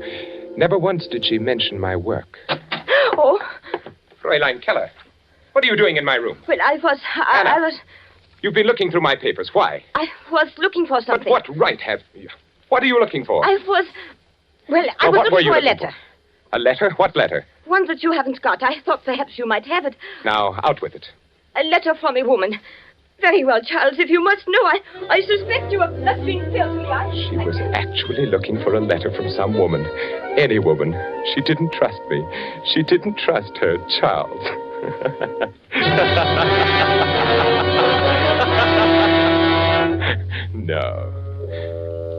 No, it couldn't have been Fräulein Keller. Who then could it have been? I walked over to the window and looked down at the figure who so patiently kept his vigil there. Captain von Hind, waiting. Why? If there had been something wrong with the passport, but no, that was perfect, not the passport. All passengers will report to the trainmaster for passport examination. Yeah, all in order. You can take your luggage to Berlin. Yeah, this way. Next. Next. Here you are. Name? Charles Umberstein. Residence? Berlin. Nationality? German. All in order. Picture, luggage, all in order. Thank you, trainmaster. You must be careful, you know. When may I catch my train for Berlin? It should be by any moment. Next. As I stood there in the shadows waiting for my train, I examined my passport again, as I had done 100 times before. No one would have any reason to doubt anything so genuine as that. All passengers for Berlin. All passengers for Berlin. Guard, must we stand passport inspection again? Yeah. The Army intelligence will accommodate you on the train. Jawohl.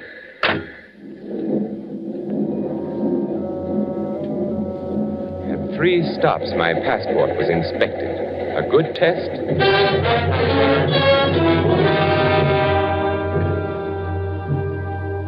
If the passport had been suspected or investigated, it would only prove that I was Charles Umberstein. I had come by the passport through Hans. At the time, Hans was employed as an Austrian customs inspector. This gave him access to many such passports. According to Hans, there had been a person named Charles Umberstein who had suddenly disappeared in 1936. Since there had been no friends or relatives to make an inquest, well, you can see. No, I was Charles Umberstein. Why, I even resembled the badly scarred photograph on the identification card. From the front view, he was evidently a large man, big shoulders, large head, wore a short Prussian haircut. Yes, I certainly looked enough like the photograph. Passport was flawless. He couldn't have discovered me through that, this Von Hind. Something else. What else? The plans? No, of course not. They couldn't have discovered that. I merely made copies and left the originals. No, not the plans. Why, Hans and I...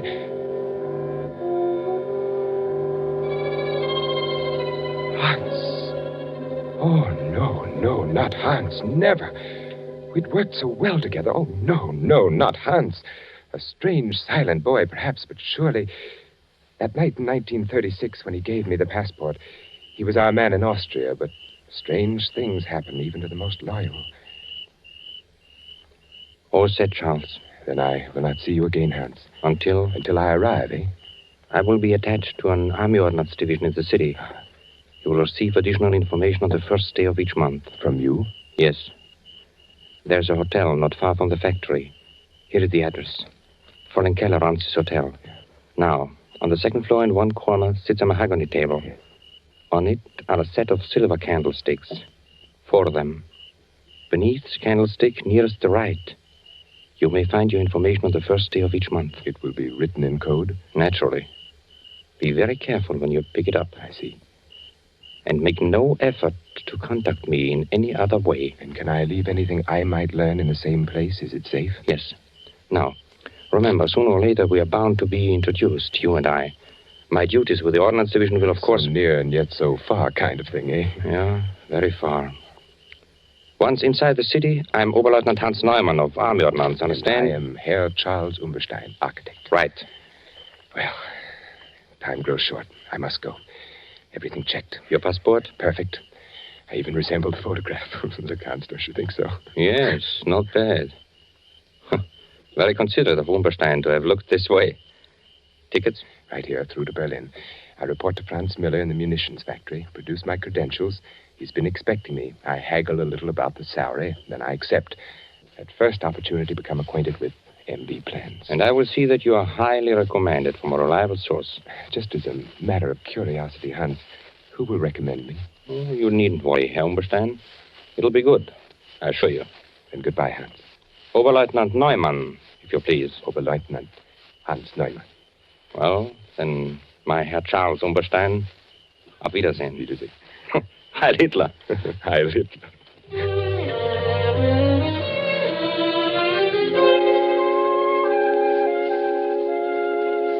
Yes, everything Hans had said came about. I picked up my information each month at the little hotel. I left an occasional report for Hans. It was the only way we ever communicated. And then Oberleutnant Hans Neumann began to appear in Franz Müller's office. And eventually Müller introduced us. In fact, Hans was with Müller quite frequently, and they dined together regularly. Hans played his part well. But one day, something was worrying him. I will wait here for you, Miller. I'll be with you in a moment. Ah, Herr Umberstein. It's good to see you again. Lieutenant Neumann. Herr Miller speaks very highly of your work here. Thank you. Be very careful of this Captain Von Hind. There's something wrong. I don't know what it is. He looks at me very strangely. And there is something I recognize about the man. The eyes are... You've met Umberstein. Yes. We were just chatting a moment. I've seen Von Hind somewhere before. Be very careful. And don't come with us in case they ask you. Well, you all ready? Why, yes, of course. Umberstein, would you care to join us at luncheon? No, thank you. I have some work to do. Always working. Yes. Well, then, let's go, Hans, yeah? Yeah, certainly. Oh, by the way, will Captain Von Hind be joining us today? Oh, Von Hind sends his regrets.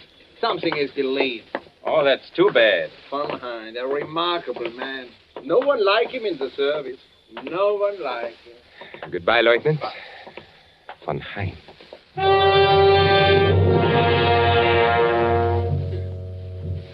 Such a brief warning. Curt and sinister. Hans was frightened.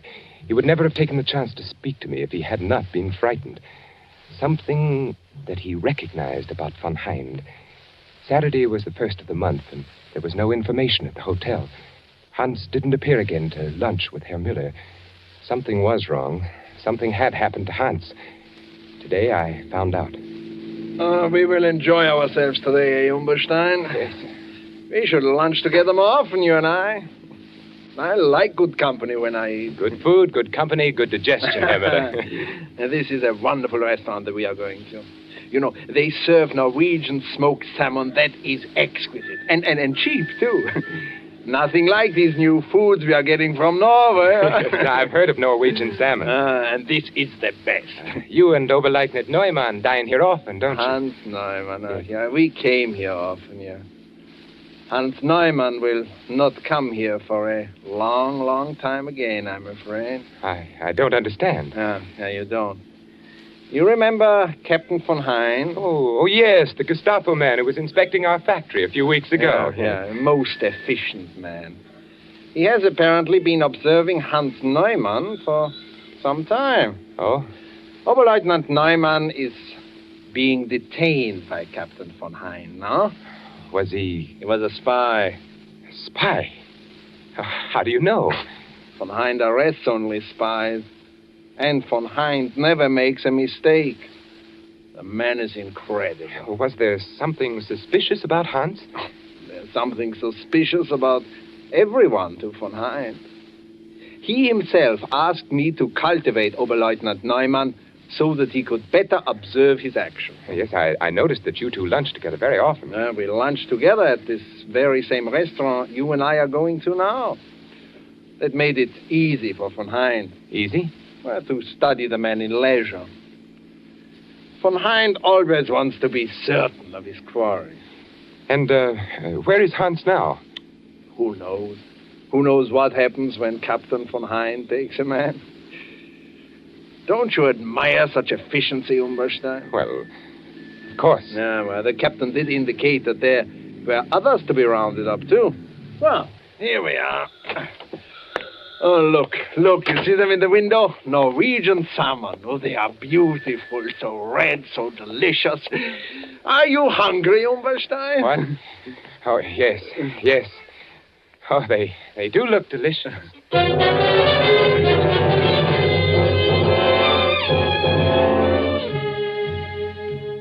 Captain von Hein.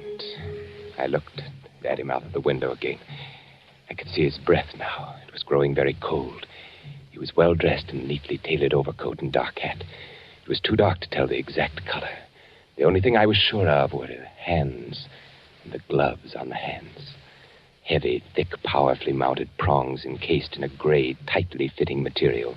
Style, lines running across the back. I noticed when he lifted them to light a cigarette. What beautiful weapons. His back was to me. I couldn't help but admire the fine breadth of his shoulders and the thick, closely barbered neck.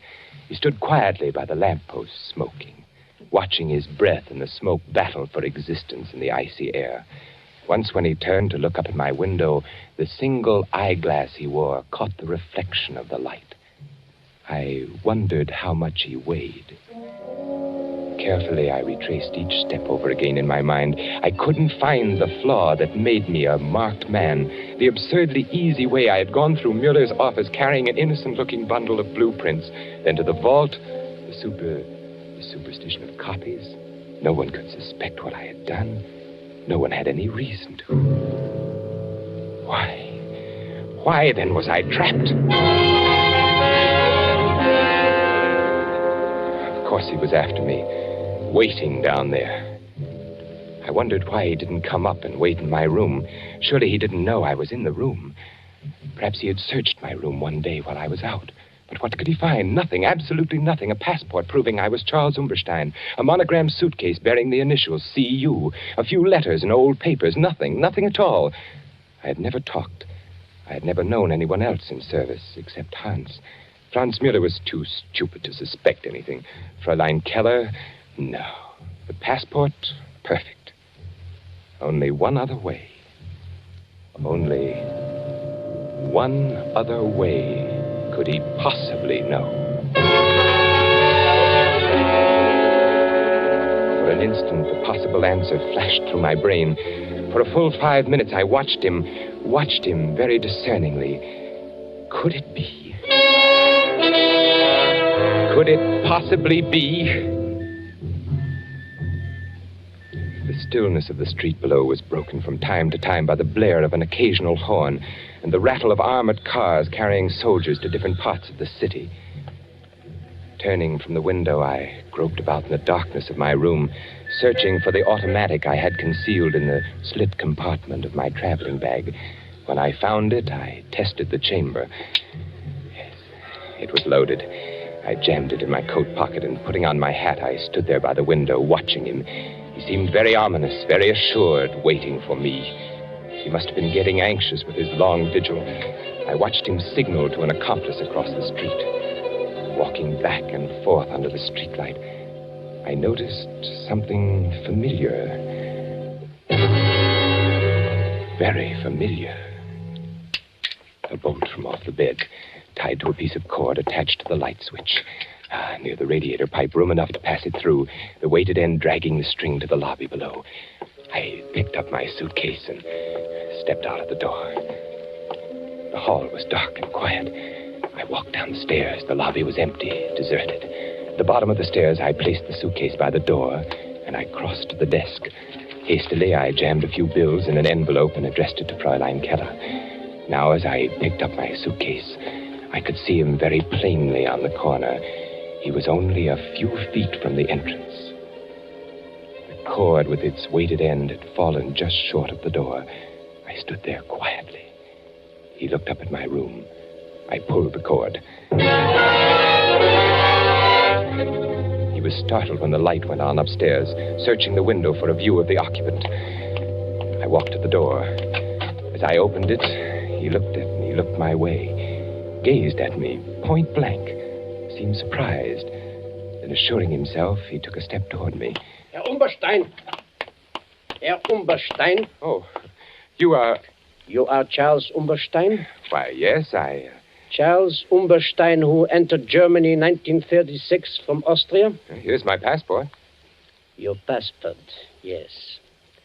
I have always wanted to meet you, Charles Umberstein. I have always wanted to meet you face to face. You know who I am? Why, yes, you are. I wonder. You know, the others I have had my men pick up. But you, I wanted to attend to personally. It's because you are Charles Umberstein. Now we will just... I'm sorry, my friend.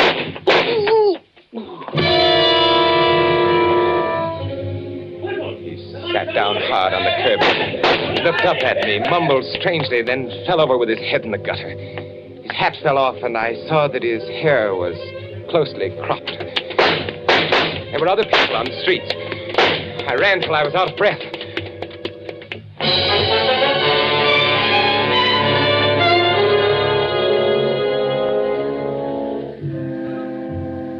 The next day, I picked up a Berlin paper on the railroad station. On the second page, I read the headline, Gestapo official murdered. Saturday, January 25th, Captain Charles von Hind, high-ranking official of the Gestapo Intelligence Service, was instantly killed last night by the bullets of an unknown assailant whom he was attempting to arrest on charges of espionage. Captain von Hind had been connected with the Gestapo since 1936. Prior to his affiliation with the Gestapo intelligence, he had been known by his real name, Charles Umberstein. His entry into such dangerous work made necessary a complete retirement from all public life. The Reich will long honor the memory of Charles Umberstein. I wired flowers from Geneva with a card marked Sympathy, signed C.U.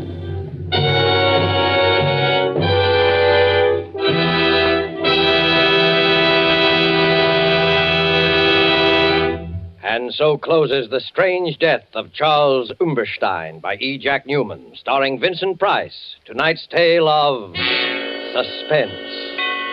Vincent Price will soon be seen in the 20th Century Fox production, Song of Bernadette.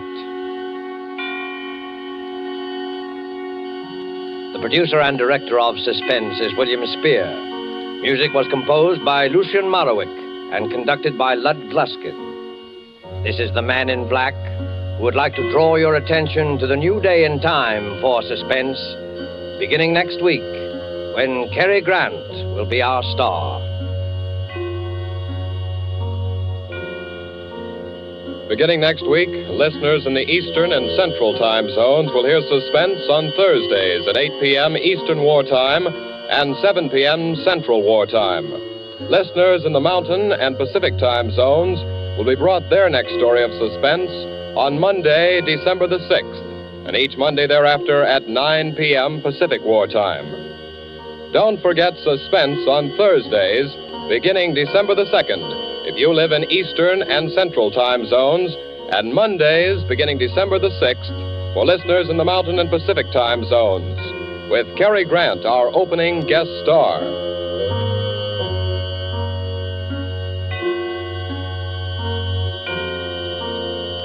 This is CBS, the Columbia Broadcasting System.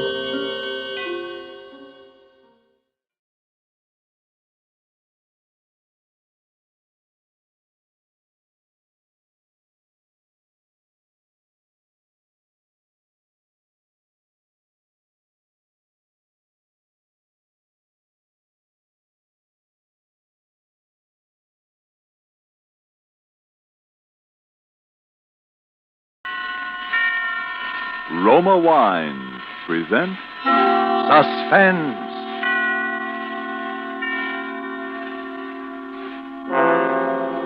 Roma Wines, made in California for enjoyment throughout the world.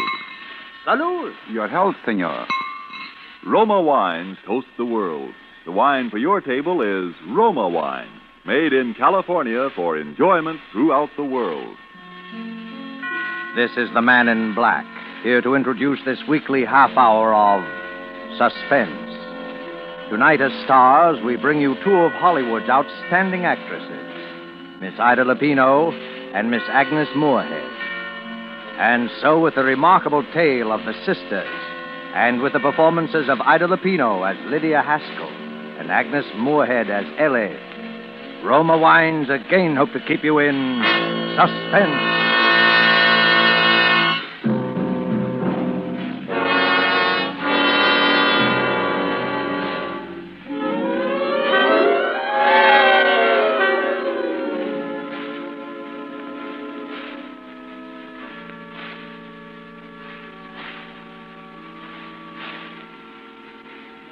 Here is one I think would be very lovely.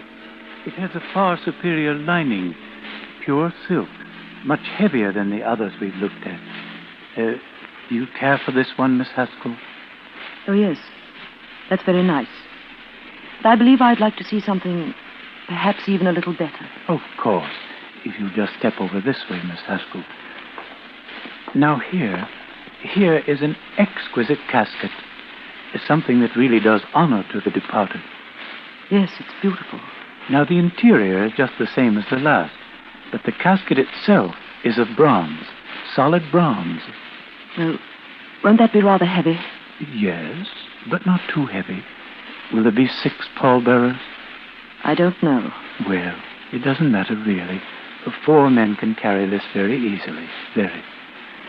Miss Haskell, I want you to notice the floral design here. All hand-wrought, every bit of it. And, oh yes, notice the seams in this casket. Airtight and watertight, guaranteed. You know, of course, how important that is. Yes. Yes. But this casket in 100 years, or even 200 years, will be just as strong and will look just as beautiful as it does on this stand today. You couldn't buy a finer piece of workmanship. How much is this one, please? This casket? A Duravo, by the way. Duravo for durability, we say in the trade. This casket is priced at, you see, at $775. But we can't bring back the departed. No, our only solace is the knowledge that we've done them the last possible honor. Very well. I'll take this one. Well, I'm sure you're making a very wise choice. In all my years as a mortician, I've never found a family that regretted money spent on a Duravo. And now, let me see. I'll give you a check. Oh, no, that won't be necessary. Not immediately. After the funeral will do. Oh, by the way, we haven't mentioned it. Are we handling the funeral arrangement? I really don't know yet. Oh, well, you want the casket delivered somewhere? No. I'd like you to hold it for a while, please. Hold it? But for how long? For 3 weeks. 3 weeks? I don't understand. Who is the party, the deceased? Who is this casket for? It's for me.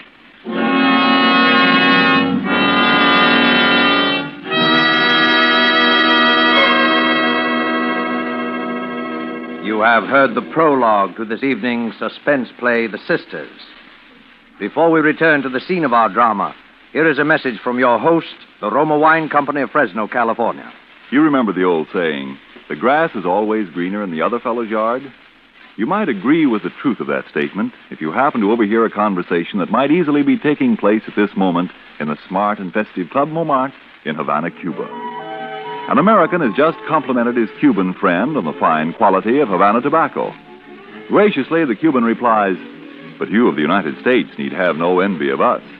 Nature has made a great gift of perfection to your country, too, the magnificent wine which we also enjoy. It is Roma wine, made in your own California." Friends, that little anecdote is typical of many countries where wine is truly enjoyed. For in other lands, Roma wines must be imported over long distances from our own California, a luxury to be enjoyed on special occasions, while lucky you can enjoy these superb Roma wines as a daily delight, with no import duty, no expensive shipping charges added to your cost for Roma wine. Whichever one of Roma wine's many types your own taste test names as favorite, you'll agree here is truly superb wine that could come only from truly choice wine districts. And you'll say, no wonder Roma wines are America's largest selling wines.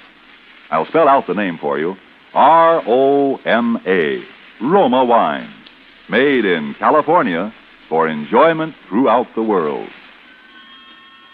And now it is with pleasure that Roma Wines bring back to our soundstage Ida Lupino as Lydia Haskell and Agnes Moorehead as Ellie in The Sisters. A tale well calculated to keep you in suspense.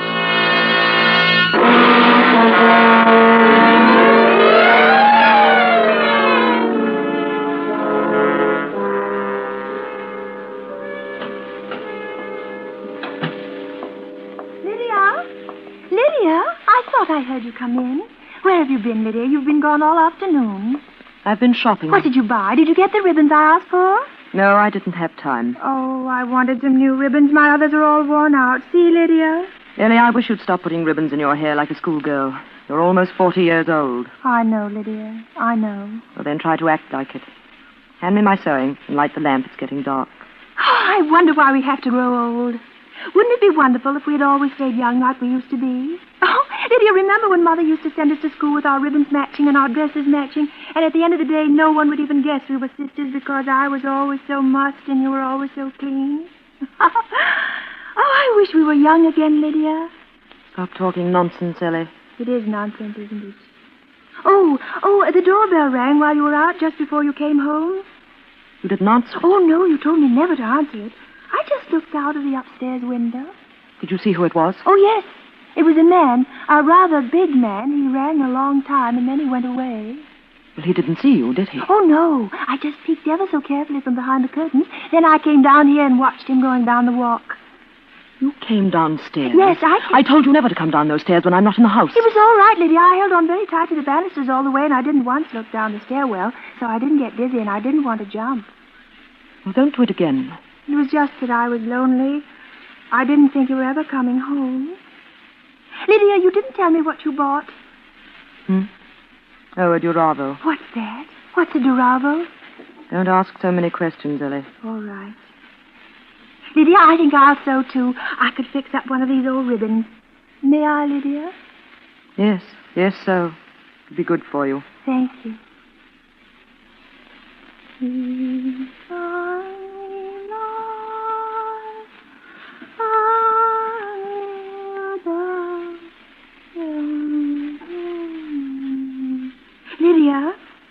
Yes? Lydia, could I go shopping someday? Don't be a fool, Ellie. I'm sorry. I just thought...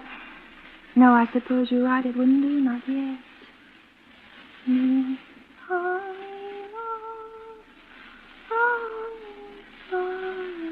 There wasn't any mail today. Wasn't there? No, I thought perhaps there'd be a letter from David. It's been such a long time since he's written, hasn't it? I haven't noticed. Oh, yes, he used to write every week on Tuesday. And I'd get the letter on Thursday. But there wasn't one this week or last or the week before that. It's strange, isn't it? But perhaps he's been busy. Perhaps. Still, he never used to be too busy to write. I can't understand it. You suppose there's some other reason? What are you trying to say, Ellie? Are you hinting that perhaps I'm keeping your mail from you? Oh, no. Well, you seem to be. Why should I keep David's letters from you? But I didn't say that. I just said it was strange that David hasn't written, that's all. He wouldn't keep David's letters. I know that, Lydia. Go on with your sewing. Oh, yes, I want to finish these ribbons.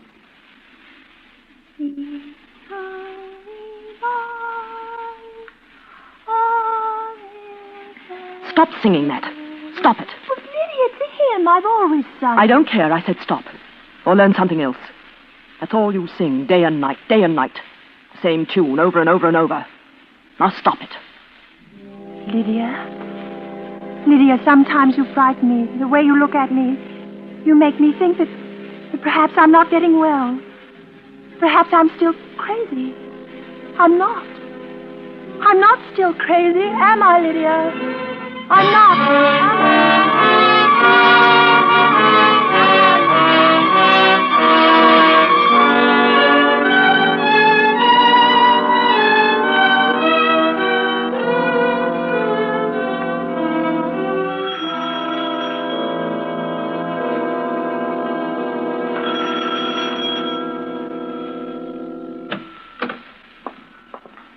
Yes? Evening. Are you Miss Lydia Haskell? Why, yes.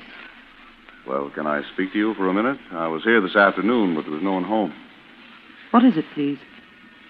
Well, we had a call from Doan Brothers, the undertakers. I'm from the police department. Really? Well, I don't see what the police could want with me. Come in if you wish. Thanks. Sit down. Thank you. There's nothing we want, Miss Haskell, except it's sort of unusual for a woman to order a casket for herself. Unusual? I've heard of many cases of that kind. People who are alone in the world and have no one else to look after things. Sure, I know. Only it's a little more unusual when you can name the date. The undertaker said you wanted the casket held for 3 weeks. Why 3 weeks? Must be some reason for it. Yes, there is.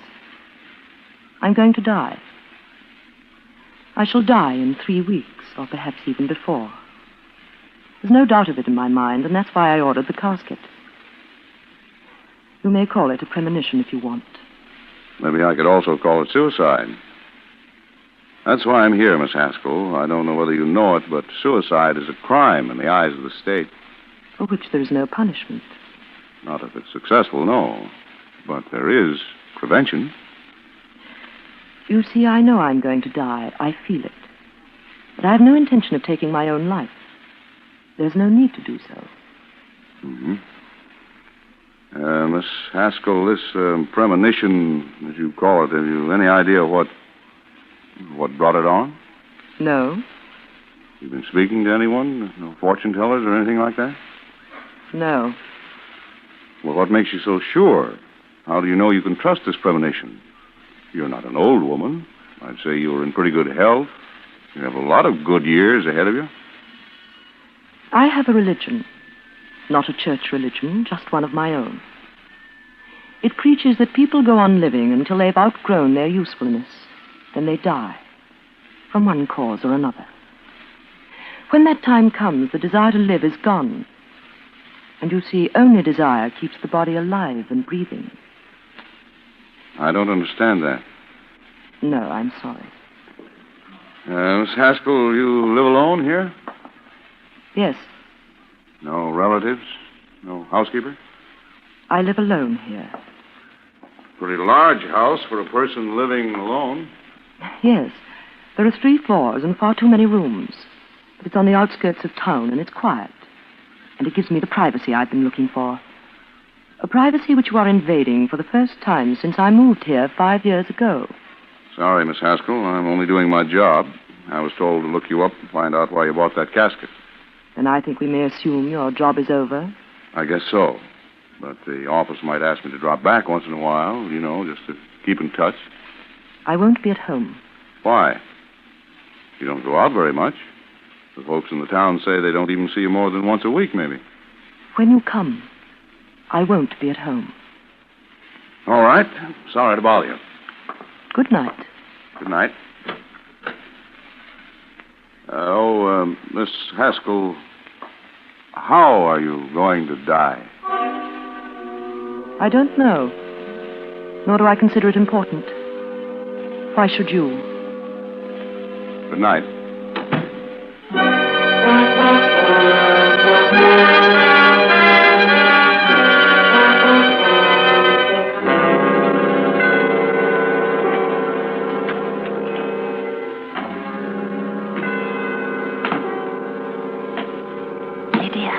Ellie, what are you doing down here? What are you doing sitting on the steps in the dark? Lydia. Haven't I told you never to come down here at night? Lydia. Or what do you want? I heard that man who was here. Lydia, why did you buy the casket? Why are you going to die? You mustn't, Lydia. You mustn't die. I'd be alone if you died, and you know what would happen? They'd send me away like they did once before. The people in the town would come and find me living here, and they'd send me away. Go up to bed, Ellie, and go to sleep. How can I sleep? Oh, Lydia, you won't die. Promise me you won't.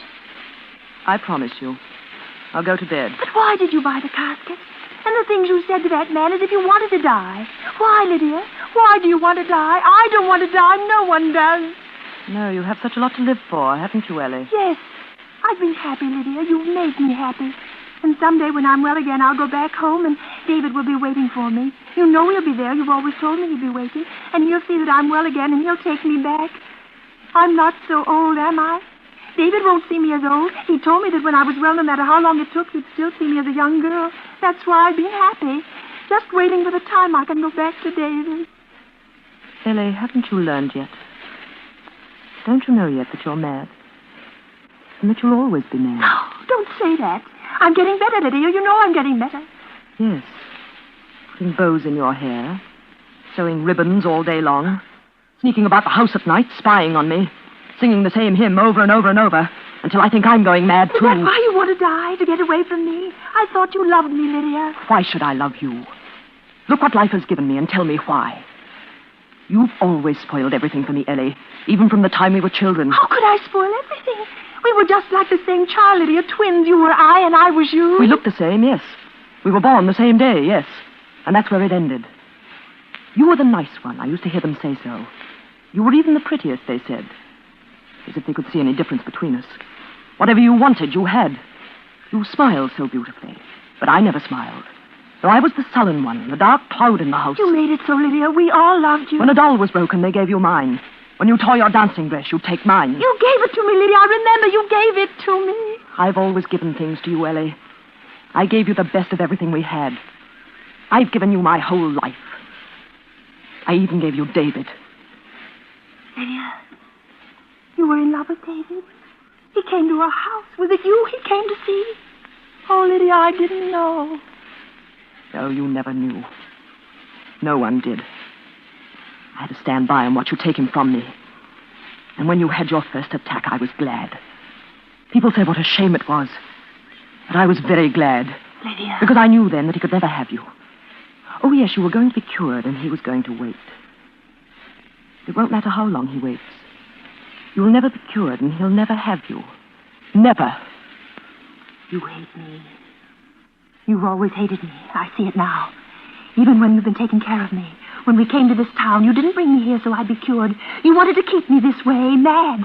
That's why you took me out of that place, because they might have made me well again. Go upstairs. You hate me, and now you're going to die and leave me without anyone. I told you I'm not going to die. Oh, Ellie. Ellie, I'm sorry we've had this quarrel. I didn't mean to upset you. It's just that I'm upset myself. Tired. I didn't mean the things I said. You bought a casket. Well, it was only an idea I had in case anything ever happened You bought to me. a casket. Lydia, was it for yourself or is it for me? Ellie. You wouldn't, would you, Lydia? What are you talking about? Hold the lamp up. Hold it close to you. I want to see your face. Ellie, go off to bed. Yes, I can see it in your eyes. It is for me. You're going to kill me. You're going to murder me. Don't be a fool, Ellie. It's true you want to get rid of me because you hate me. Oh, now I see. You love David. You're going to kill me, and they'll come and find me and bury me, and they'll think it's you. Be quiet. They'll think it's you who is dead because no one knows I'm living here, and then you'll go away. You'll go back to David, and you'll say that Lydia has died, and he'll think you're me, and that you're well again, and he'll marry you. You'll have him. You'll be Ellie. You'll have David in my place. Ellie, stop it. Did you hear what I said? Be quiet. Be quiet. I'll go upstairs and get to bed. Oh, Lydia, how can you be so wicked?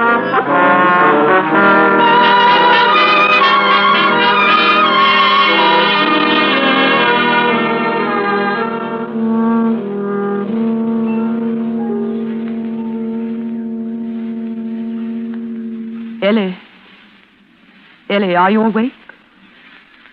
Ellie, dear, you mustn't think any more about what we said tonight. Do you hear? It's not so, Ellie. It's just your imagination, dear. Now, you mustn't think about it. It will be bad for you. Are you asleep, Ellie? She's not asleep. She's lying over there on the other side of the room, staring at me through the dark. She knows it was the truth tonight. That she's going to die and that I'm going to kill her. That quarrel. I shouldn't have let her know. I lost my temper. Stupid. I must think clearly. How am I going to kill her? It mustn't look like murder, because they'll suspect things then. No, it must be suicide. But how? When? It'll have to be soon, now that she knows.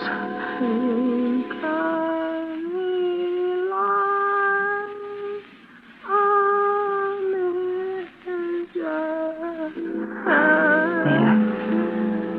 Listen. She's starting again. She's singing that hymn again. That hymn. I must be calm. Mustn't get excited. Must think clearly. How am I going to kill her? I wish it were over. I could go back then. Back to David. How quickly she saw through that, but I'd go back in her place. But he'll never suspect. Because I'll be Ellie to him. Ellie, cured and happy again. I'll learn to smile. First she must die.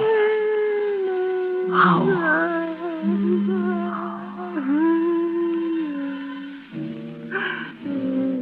Stairs. Stairwell. She gets dizzy if she looks down into the stairwell. Yes, it'll be so easy. In a day or two, that policeman will come back to the house. They'll find her, and they'll think it's me. Of course. The stairwell. 3 floors from the attic here. 3 floors straight down. So easy when you think clearly. The stairwell. Of course.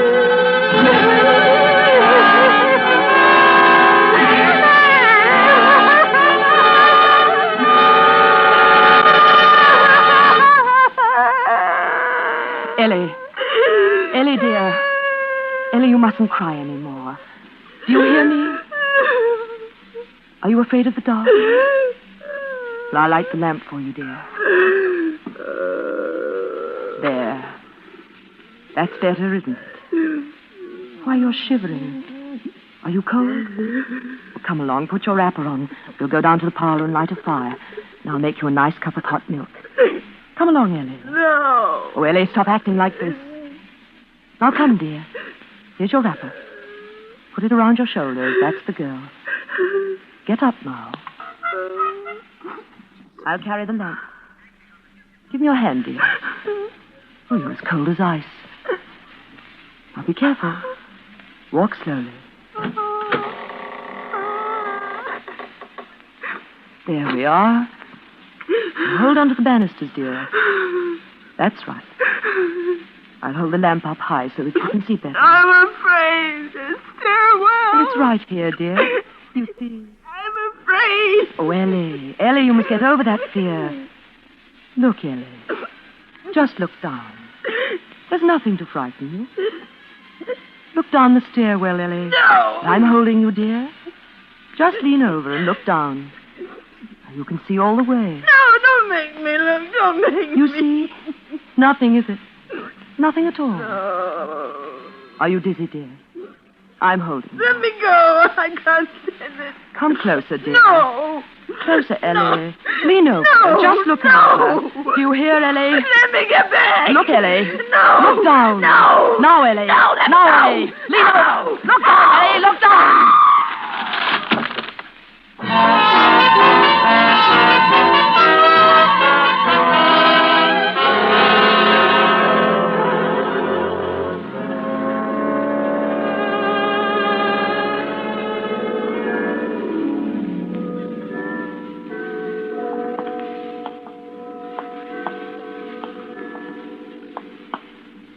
A very strange thing, yes. It was brought to my mind, of course, because this is the house, just here, the next one we're coming to. Yes, she was in to see us just a few days ago. Came in to order the casket. She saw a casket she wanted, and then she told me it was for herself. Well, she must have had a premonition. Yes. I notified the police, of course. She said she wanted me to hold the casket 3 weeks. Then, just the day before yesterday, the police came back to the house here and found her lying at the bottom of the stairwell, dead. She'd been dead about 2 days. Funny how she knew. The banister up on the attic floor broke away, and she fell. She have any people? No, lived alone, they tell me. We're going to bury her tomorrow. Haskell, her name was. Haskell. That's strange, living all by herself here in a big 3-story frame house. Yes, isn't it? Hey. What is it? My imagination, I guess. I could have sworn I saw a light in the attic window just now. Well, it couldn't have been. The police have shut it up. Of course. That story of yours really gave me the creeps. Come on, let's walk on. What a queer thing the power of suggestion is, to be sure. You've conveyed it to me, of course. You know, just now I thought I could hear someone upstairs in there. A woman. A woman singing. A woman? Yes. Sort of crooning to herself. Some kind of a hymn.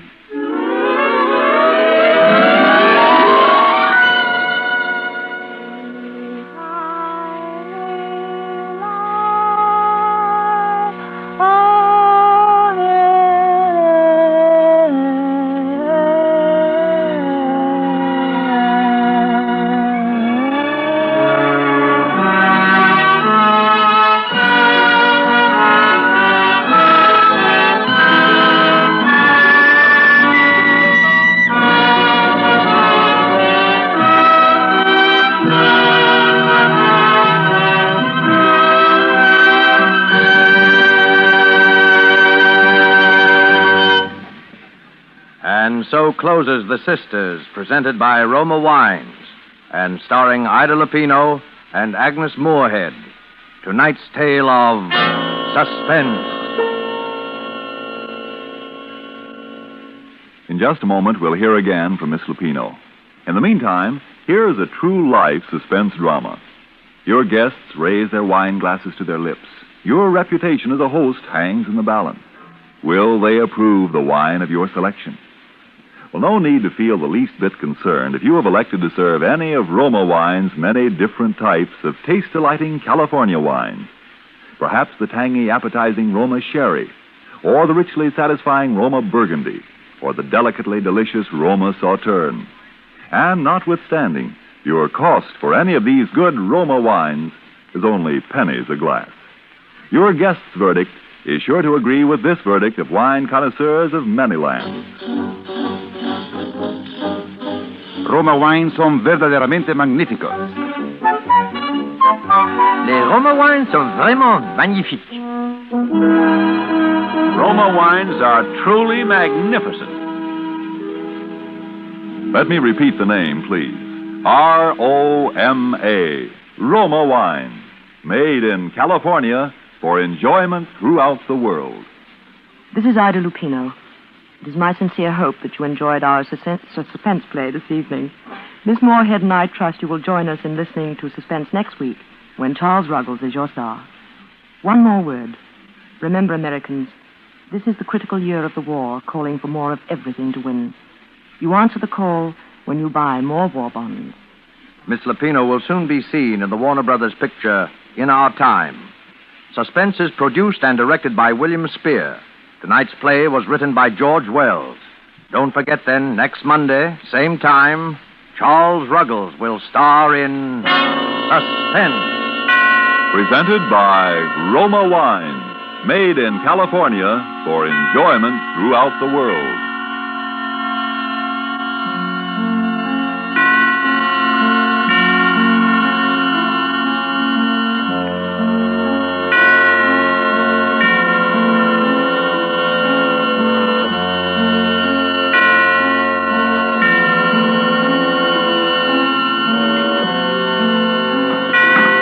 This is CBS, the Columbia Broadcasting System.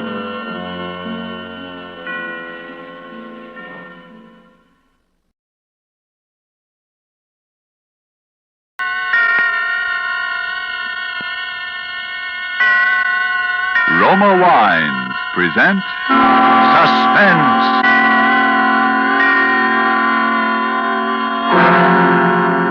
Roma Wines. Made in California for enjoyment throughout the world. Salud. Your health, senor. Roma Wines toast the world. The wine for your table is Roma Wine. Made in California for enjoyment throughout the world. This is the Man in Black, here to introduce this weekly half hour of Suspense. Tonight from Hollywood, we bring you as star Mr. Alan Ladd. In the character Mr. Ladd assumes with us tonight, he reveals the thoughts, and through them, the dramatic story of a young man on trial for the crime of murder. But before we take you to the scene of our drama, let's imagine ourselves for a moment in flower-garlanded Bermuda. We are seated on the terrace of the exclusive Coral Beach and Tennis Club. At the next table, a party of Bermudians and Americans are taking turns, each paying compliments to the delights of the other's native land. An American has just praised the famed Easter lilies of Bermuda. Then a Bermudian tops him with something like this. Among great American delights, he says, one of my favorites is right here on our table. It's this splendid wine we're all enjoying. Bermuda imports it from the justly renowned wine districts of California. It is your internationally esteemed Roma wine. Yes, and Americans themselves have certainly not overlooked the great and enjoyable qualities of these fine Roma wines. Proof is, Roma wines are America's largest selling wines. Such outstanding popularity must mean here are wines that are more taste-delighting, more satisfying in their richness and fine wine quality. Yet with all that as your reward for specifying Roma wines, you'll be amazed and delighted to hear your dealer say, Roma wines cost only pennies a glass. That's because here in America, you pay no high import duty or long voyage shipping charges for these fine Roma California wines. So why put off this taste treat another day? Be sure to ask for R-O-M-A, Roma wines, made in California for enjoyment throughout the world. And now with the defense rests, and with the performance of our star, Alan Ladd, as defendant Robert Tasker, supported by John McIntyre as the noted criminal lawyer Max Krager, we again hope to keep you in suspense.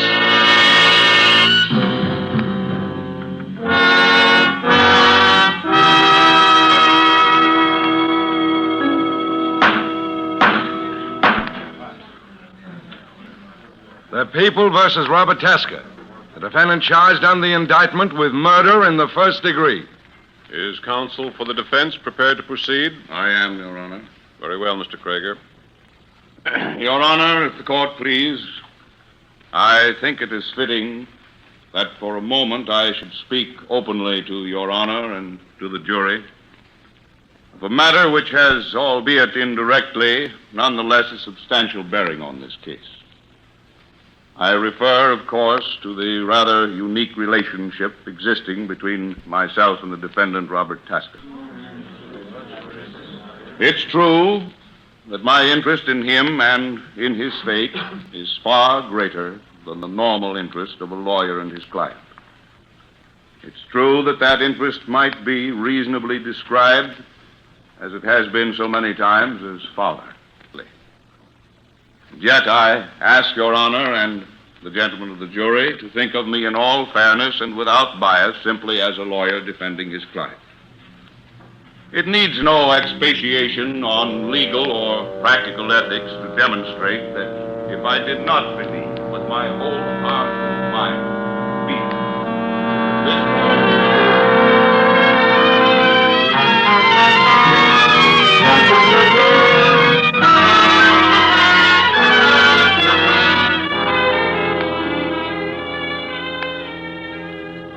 My name is Robert Tasker. I am sitting in a courtroom on trial for murder. As Mr. Krieger, my lawyer, stands there now, telling the judge and the jury about me and about him, I can't help thinking that if it weren't for him, I wouldn't be here today. And thinking what irony it is, too. Because Mr. Krieger is the only friend I've ever had in the world. I am an ex-con. My sentence was for 10 years. After I'd been there about a year, I began to write just short stories, little things. I had lots of time. Finally, I sent one to a magazine, and they published it. Mr. Krieger happened to read it. He wrote to me. Then he came to see me. He remembered my case. He said he'd try to help me. Then one day, I was called to the warden's office.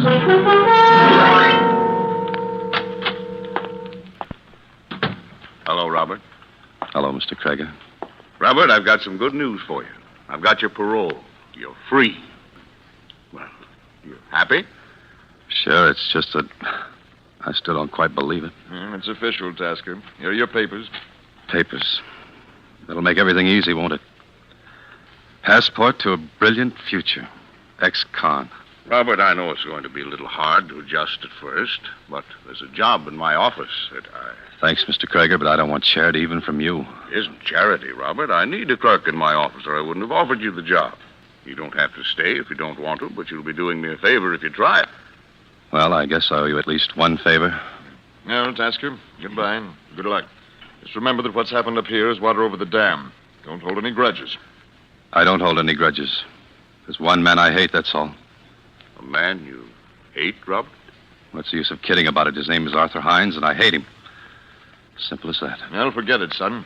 Hines was DA then. He was just doing a job, that's all. He had nothing against you. He was doing a job, all right. Robert, you mustn't feel that way. You'll get along with Hines, all right? Get along with him? In the office. Oh, didn't I tell you? Arthur Hines is my new partner. Well, it certainly threw me for a second to hear I was going to be working side by side with that.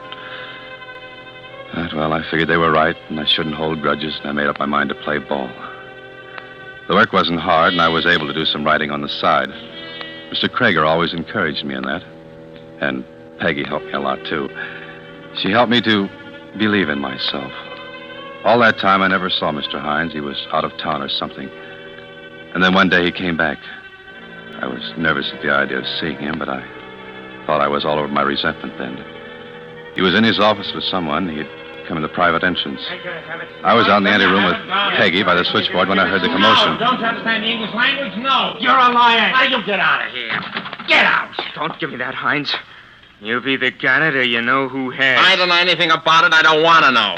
Don't you think I got enough trouble nowadays keeping mugs like you out of the pen without being defensed for what you stole? Now you get out of my office and stay out. Okay, but I'll be back. $50,000 is a lot of money. Huh. What do you want? Why, Robert works here, Mr. Hines. my name's Robert Tasker. Did Mr. Krieger tell you about me? I knew I'd seen you before. You're that punk kid I sent up to San Quentin. Was for 10 years. What do you mean you're working here? Well, Mr. Krieger got me out. He gave me a job. Job of what? Snooping outside my office? Oh, I wasn't... Don't talk back to me, you dirty little jail rat. You... Why, you... Robert, don't. Let me go. Well, what's the trouble here? Robert. Let me go. Stop it. calm down, calm down. What's the matter? What's the idea of bringing this kid into the office, Max? Isn't it bad enough to have to work with criminals all day without... Robert's not a criminal. He's here because I want him to be here. Because I believe in him and trust him. Oh, yeah? You don't still have anything against Robert, do you? I just don't like anybody hanging around outside my door when I'm having a private conference, that's all. All right. Now, look. Robert Tasker is one of the finest, most gifted young people I've ever known. I want him to get along here. And I want him to get along with you, too, Arthur. See?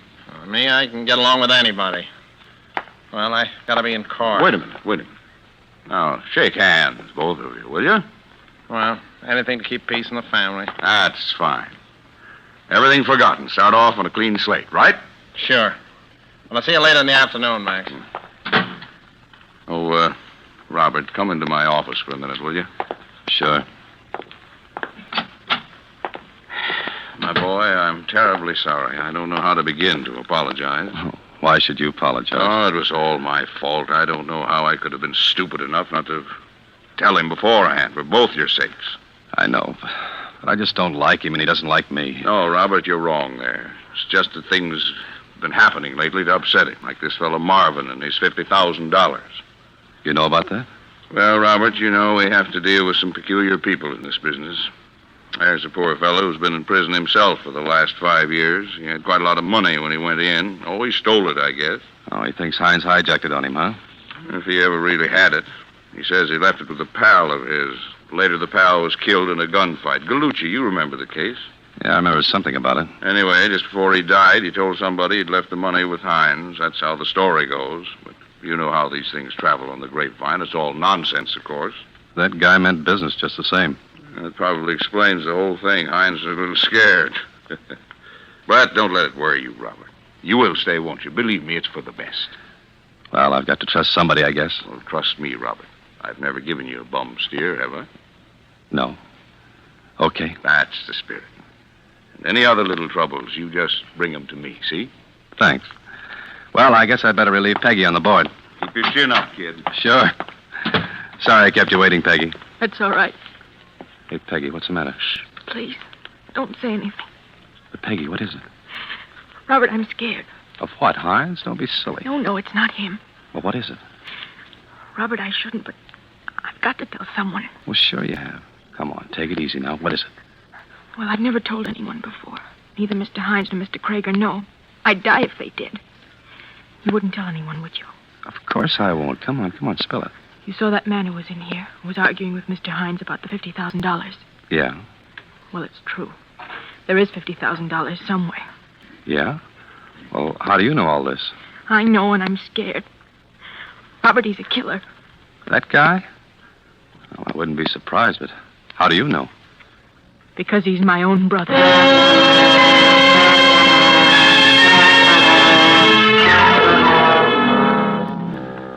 I had a hunch till I'm out of there right then. I knew something was going to happen. But I hated to run out on Peggy when she was in jam and might need help. And I didn't want to let Mr. Krager down either. So I stayed. Then one day, about 2 weeks later, it came. I hadn't had any more trouble with Hines. He was out of town most of the time anyway. He was still out of town that day. The day that he died.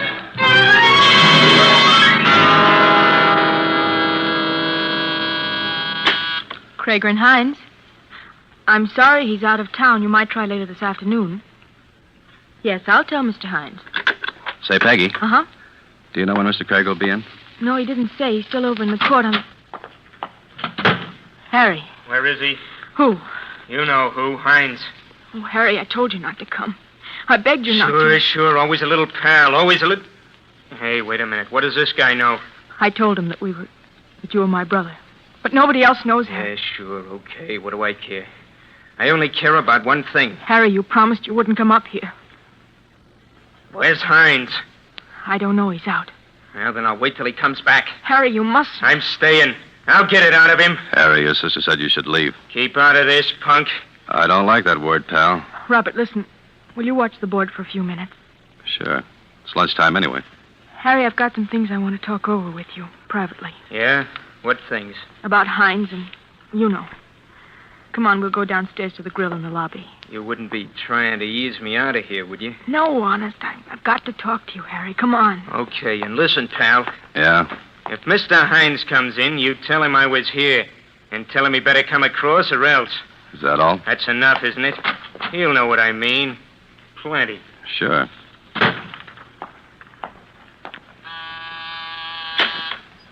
Krager and Hines. Hello, Robert. This is Max Krager. Oh, yes, Mr. Krager. You there all alone? Peggy out to lunch, huh? Yes, she is. Well, that can't be helped. I'm in a hurry now. I'll tell you what I want you to do. Yes, sir? I'm across the street in the courthouse, Judge Andrews' court, the Ellsworth case. Now, there's some notes I've got to have over here right away. They're in my own handwriting in pencil and clearly marked Ellsworth. Yes, sir. You'll find them in Mr. Hines' office. The pages are all clipped together. I don't know exactly where in his office. It may be on his desk, or maybe one of the drawers, or in the files, or under the blotter. But keep looking, you see? Keep looking until you find it. All right, sir. Then bring it over to me right away. Got it? Yes, sir. I'll be waiting for you. I left the switchboard and went into Mr. Hines' office. I started looking around for the notes. I looked everywhere. The desk drawers, the filing cabinet. I even tried to look in the safe, but it was locked. Then I noticed some yellow papers on top of the bookcase.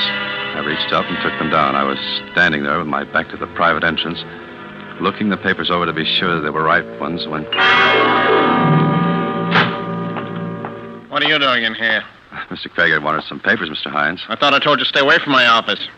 What are you snooping around in here for? Well, Mr. Krager told me to look in here for... Yeah? There's something mighty funny going on around this office.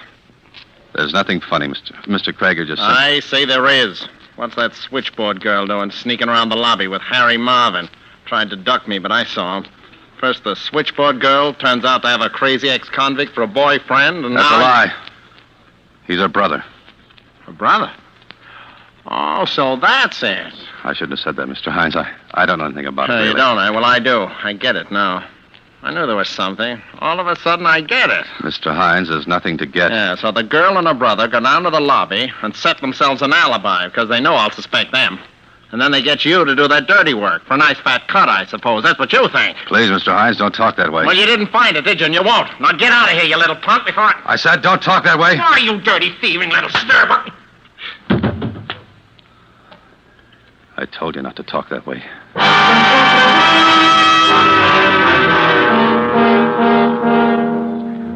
He fell and just lay there.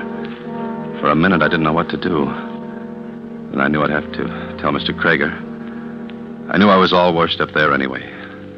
I couldn't very well expect even a man like Mr. Krager to choose between his law partner and me. And I couldn't stay in the same office with Mr. Hines after what had happened. But somehow I wanted to tell Mr. Krager myself before anyone else did. I went out to the switchboard and dialed the courthouse number.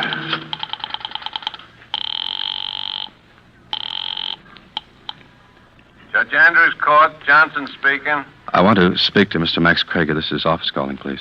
Well, I don't see him around here right now. The court's in recess. I know, but try to locate him, will you? It's important. Okay, hold the line. I sat there waiting for them to find Mr. Krager. And all of a sudden, I remembered the papers he wanted. I cut off the call on the switchboard. I had to take the papers over to him anyway, and I thought I might as well go over and give him the papers and tell him what had happened and get it over with. I was starting for the front door of the office. Then I heard a sound from Mr. Hines' office behind me. At first, I thought he was just coming to, and I kept going. Then something sort of clicked in my mind, and I stopped. The sound hadn't seemed quite right for a man just coming to. I listened, but I didn't hear anything more. And that didn't seem quite natural either. I went back and opened the door to Mr. Hines' office. He was lying there just as I had left him, and yet there was something different. I went over and looked at him more closely. His face was a terrible gray. I touched his wrist, feeling for his pulse. The next thing I knew, I was down on my knees, tearing open his collar, but even then I knew it wasn't any use. Mr. Hines was dead.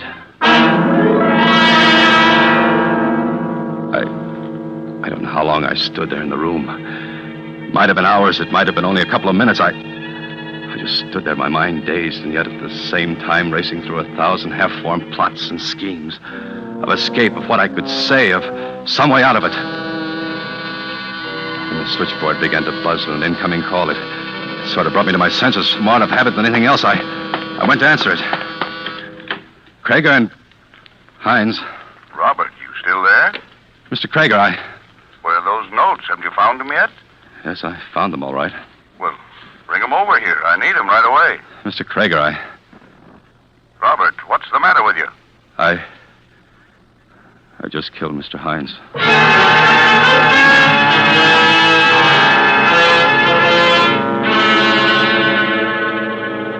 You're just making it hard for yourself, Tasker. I've told you what happened. In a pig's eye you have. Well, I don't have to talk if I don't want to. Oh, no? I'm waiting for Mr. Krager. I told you that. Krager, what do you think he's going to do for you? I don't know. Well, I do. He's going to see that you burn. That's what he's going to do for you. Maybe. What do you expect? You kill a man's law partner right in his own office. You think he's going to help you? Are you crazy? Well, he told him he'd come down. Sure, of course he'll come down to give evidence against you. Now, listen, Tasker. You give a full confession, we may be able to get you a break. All right.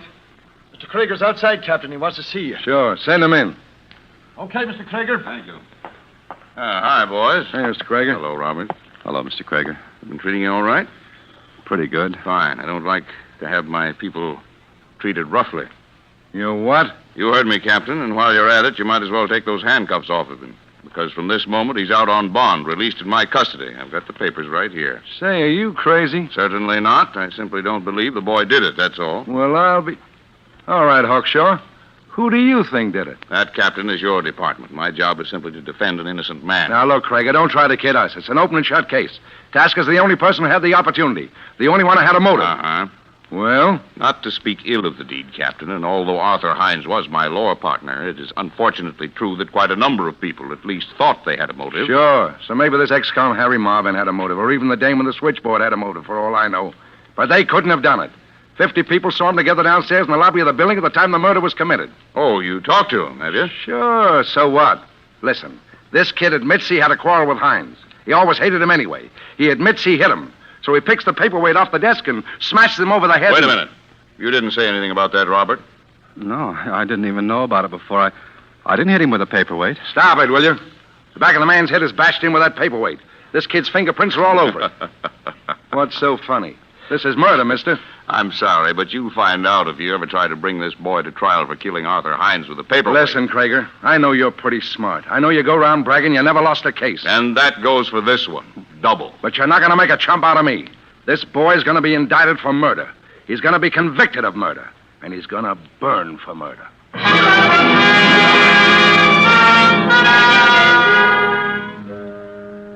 Indicted, convicted, burned. 3 promises. And the first one's already happened. The second one, well, even I can see we don't stand much chance. And the third one, well, I just try not to think about it. There's Mr. Krager up before that jury, acting as though it was an absolute certainty that I'd be cleared, pleading for me as though I were the only guy in the world. Because, well, that's the kind of a man he is.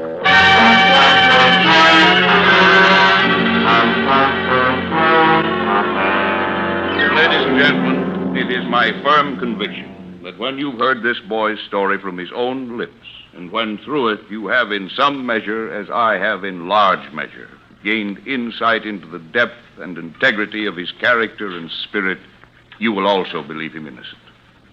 He is innocent. Now, Robert, I'll ask you to take the stand.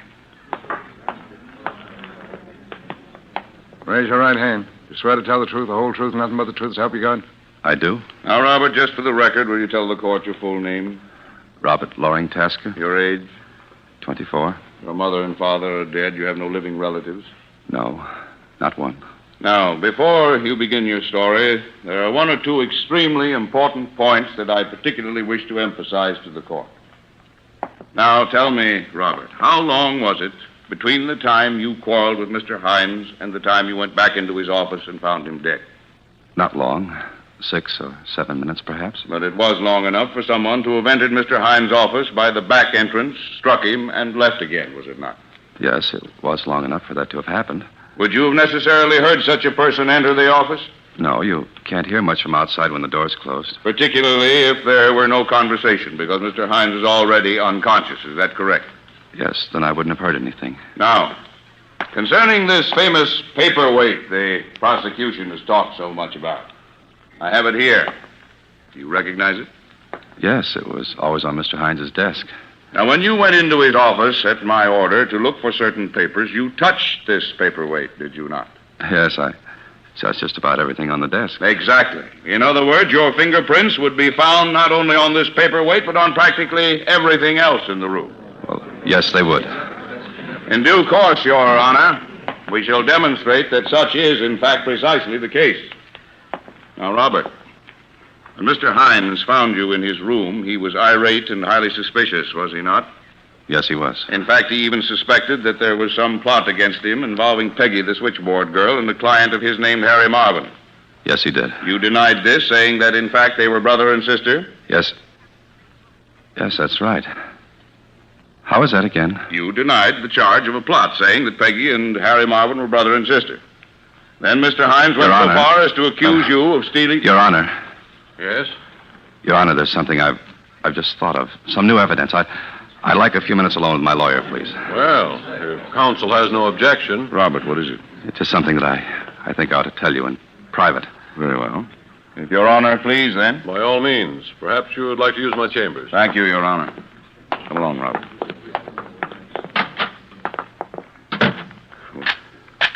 Well, you didn't have to lock the door, Robert. I wanted to be private. All right. But, Robert, you mustn't worry like this. Let me do the worrying. They can't convict you if there's a reasonable doubt. That's the law, and there is a reasonable doubt. Somebody did come in and hit Hines in those 6 or 7 minutes. It must have been that way. Yeah, I know. Of course you do. We've been over the whole thing. Now, let's go back into that courtroom. Mr. Krager, there's something I haven't told you. Something you haven't told me? What? Oh, it's a little thing, but it's kind of important because it's something I never told anyone. Well, what is it? I never told anyone that Peggy was Harry Marvin's sister, except Mr. Hines, by mistake. And he's dead. Well, now, Robert, don't you think that's a little trivial to be... No, because you know about it. You just said so in the courtroom. Well, There's only one way you could have found out. You must have been in your office when I had the fight with Hines and heard me tell him. Robert, that's ridiculous. Oh, no, it isn't, because you're right. Somebody did come in those 6 or 7 minutes and kill Hines. You did. You're crazy. Yes, it must have been for that $50,000 you hijacked the hijacker. And you knew they'd pin it on me with my record.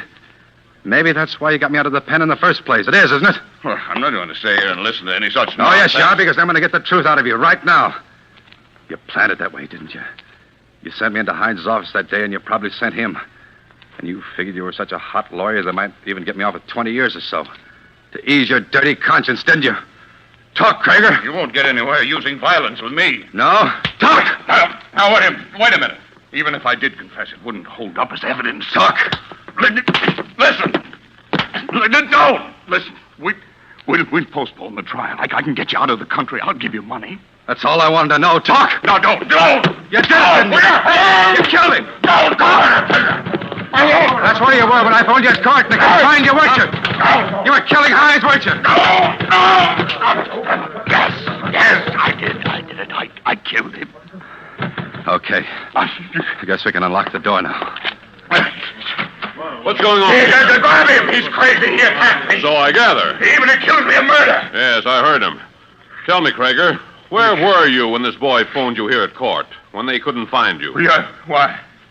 As a matter of fact, I was right here, right in this very room. I had some work to do. I wanted privacy. Your court was in recess. You were out of town. Yes, I know. But there's something you don't know. Hey, what? On the day of the murder, the floor of this room was being repainted. And the paint, Mr. Krager, was quite wet. Your Honor, the defense rests.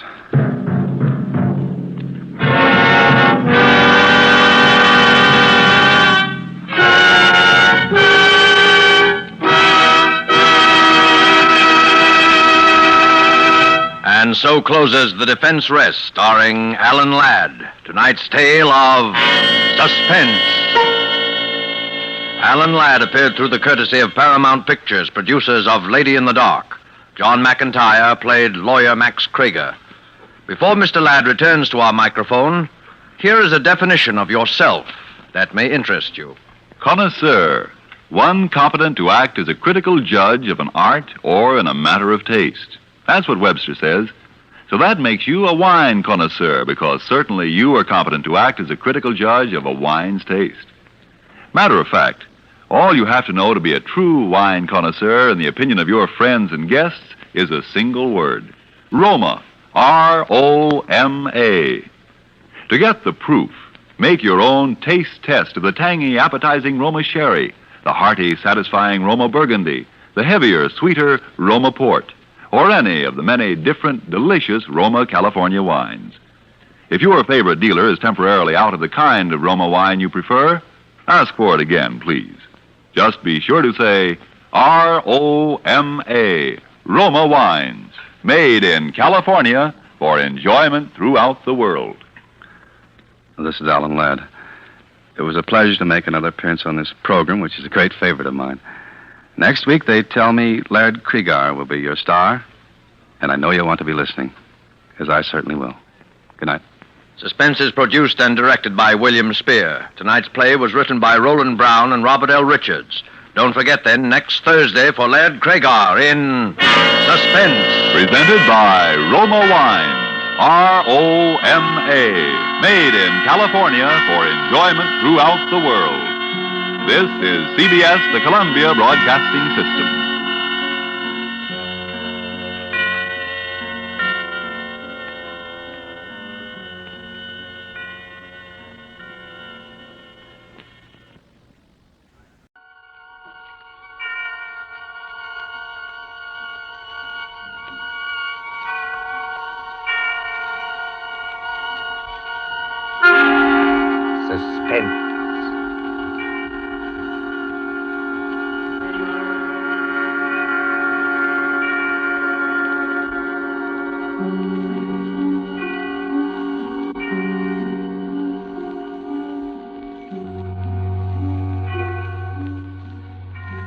This is your narrator, the Man in Black, again about to introduce tonight's Columbia program, Suspense.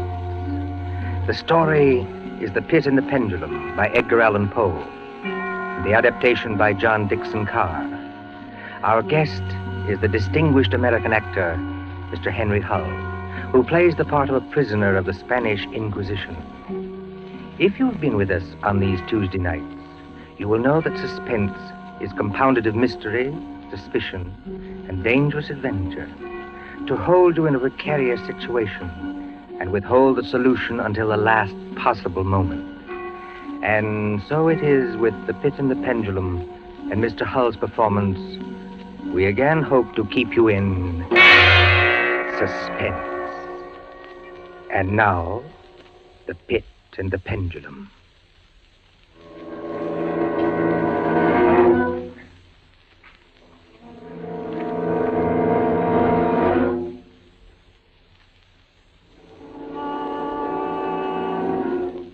I was sick unto death with that long agony. And when at length they unbound me and I was permitted to sit, I felt that my senses were leaving me. The sound of the inquisitorial voices seemed merged in one dreamy, indeterminate hum. Yet, for a while, I saw, but without terrible an exaggeration, I saw the soft and nearly imperceptible waving of the sable draperies on the walls of the room. I saw the flames of the 7 tall candles which burned on the table. I saw the lips of the black hooded judges, and these lips appeared to me white as paper, white as horror. I saw them writhe with a deadly locution. I saw them fashion the syllables of my name. Jean d'Albret, Captain Jean d'Albret. Good fathers, gentlemen. We hear you, my son. I am very weak and infirm. I've been confined for many months in a dungeon. I've been tormented by nightmares. Conscience, one trusts. Pray silence, Fra Antonio.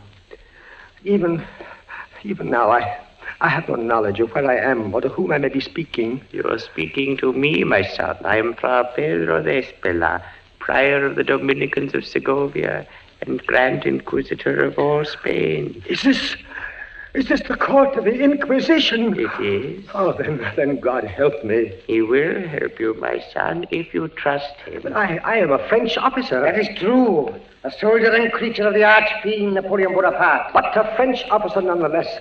A prisoner of war. By what right do you try me in this court? Let the clerk read the charges against this prisoner. Pray silence while the clerk reads the charges. The charges against the prisoner are as follows.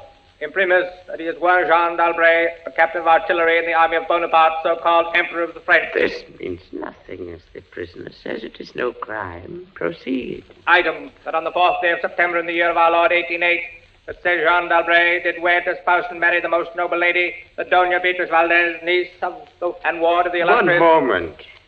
Your Excellency spoke. Antonio, was any cheat employed to trap this girl into marriage against her will? No, we have no actual evidence of any cheat. Was the girl of age? I believe so. Then wherefore is the prisoner here? This marriage was a deplorable thing, if you like. Bonaparte himself is almost at the gates of Madrid. His general, Lasalle, menaces our city of Toledo itself.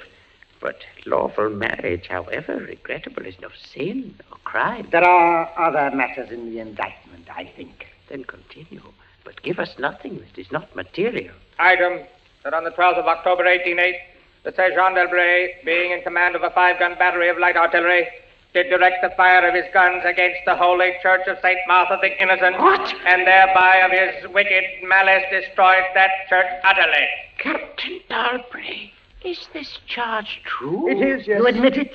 Good father, hear what I have to say. The church blew up, I think. Would you boast of your sin, young man? It blew up because it was stored with kegs of gunpowder for your army. I had every right to fire on it. And that is all the defense you have to make? I tell you, I had every right to fire on it. By military law, there was... Is military law above God's law?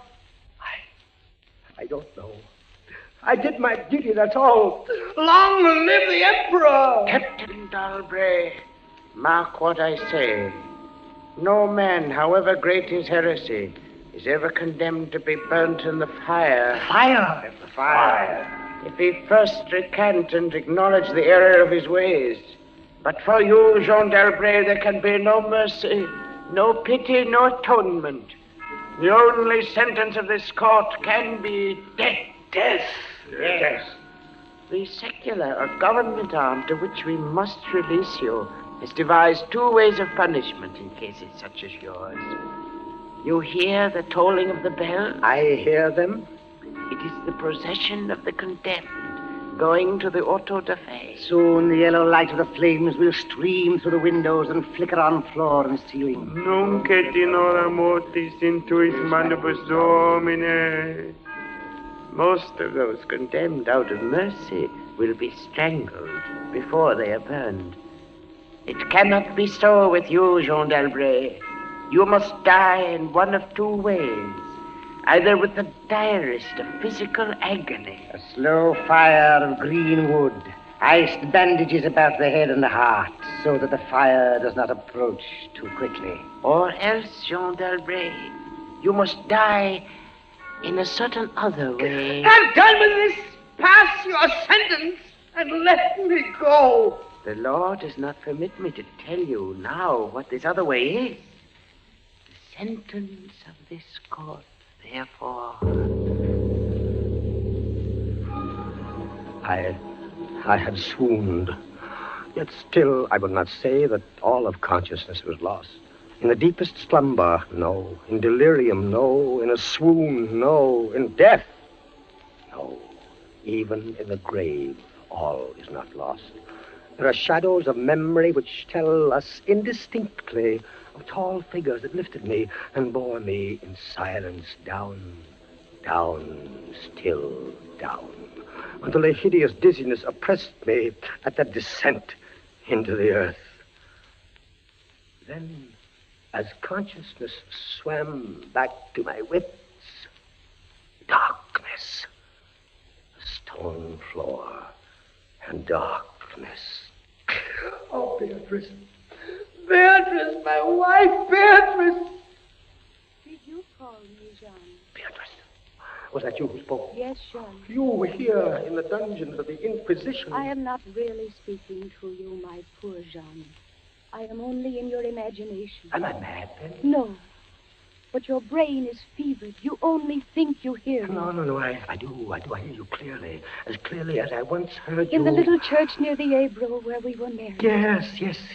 I destroyed that church, Beatrice. I had to. It was my commanding officer's order. I know, Jean. Be comforted. There are those who care. You won't leave me. As long as I am in your heart, I shall be here. I was strong once. Now I am weak. Once I was reckless. Now I'm afraid. What am I, Beatrice? What are they going to do to me? I cannot tell. Remember, my voice comes only from your own brain. Are you fettered? Fettered? No. They've not chained you to the wall. No. They've taken away my uniform. They've given me sandals and a robe of what feels like coarse serge, but I'm still free. Free. Take courage, Jean. Free. And in the grasp of the Inquisition. Beatrice. Yes, Jean. It's completely dark. There's hardly any air. I dread to get up. I dread to stretch out my hand. Suppose they've buried me alive. Courage. Can you stand up? I think so, yes. Then walk. Walk as far as you can. Measure the limit of the cell. If this is not a tomb... You're right, Beatrice, as always. I'll try. Are you on your feet? Yes, now pray.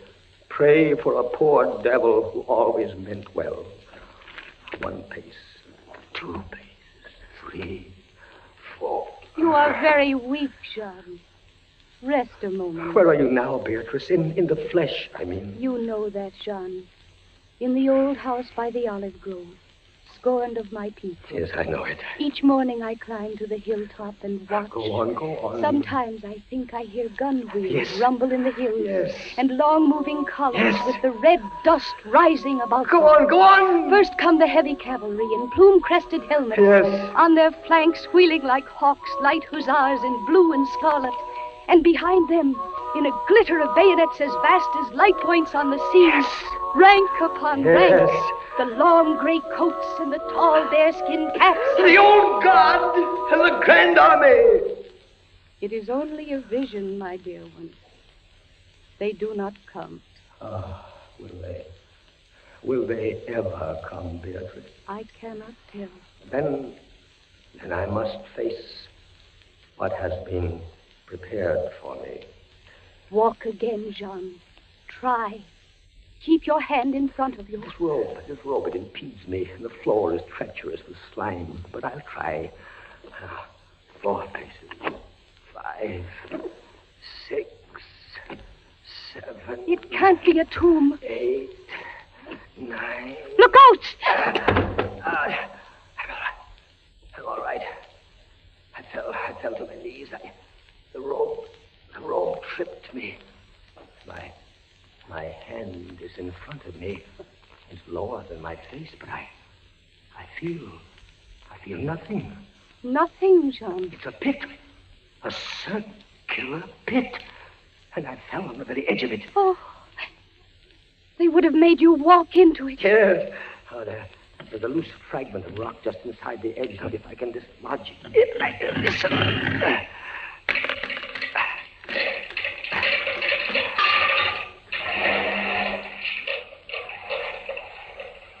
Water. There's something down there. Rats, it may be. Rats, yes, but something else. I heard it move. So did I.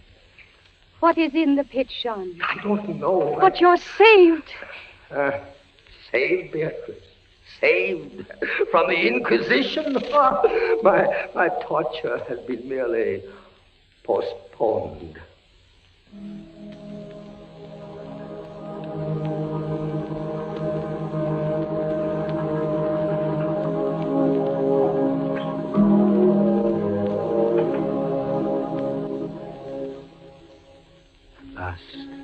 A deep sleep fell upon me.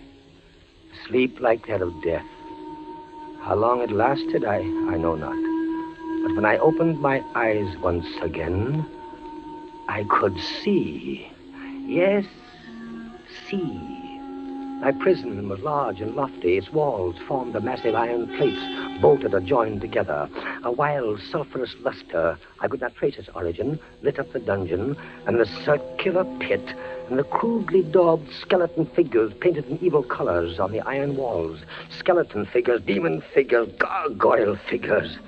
The colors a little blurred, as from the effects of the damp. It must approach you slowly and force itself into your mind. It must stalk you like a tiger. It must bring you face to face, at last, with the King of Terror.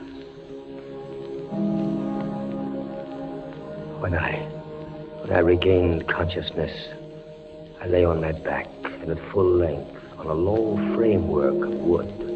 To this framework, I was securely bound by a long fastening resembling a surgical bandage. Bound? But why? Why? The bandage passed round and round my body, leaving at liberty only my head and my left arm. With much exertion, I could supply myself with food from an earthen dish on the floor beside me.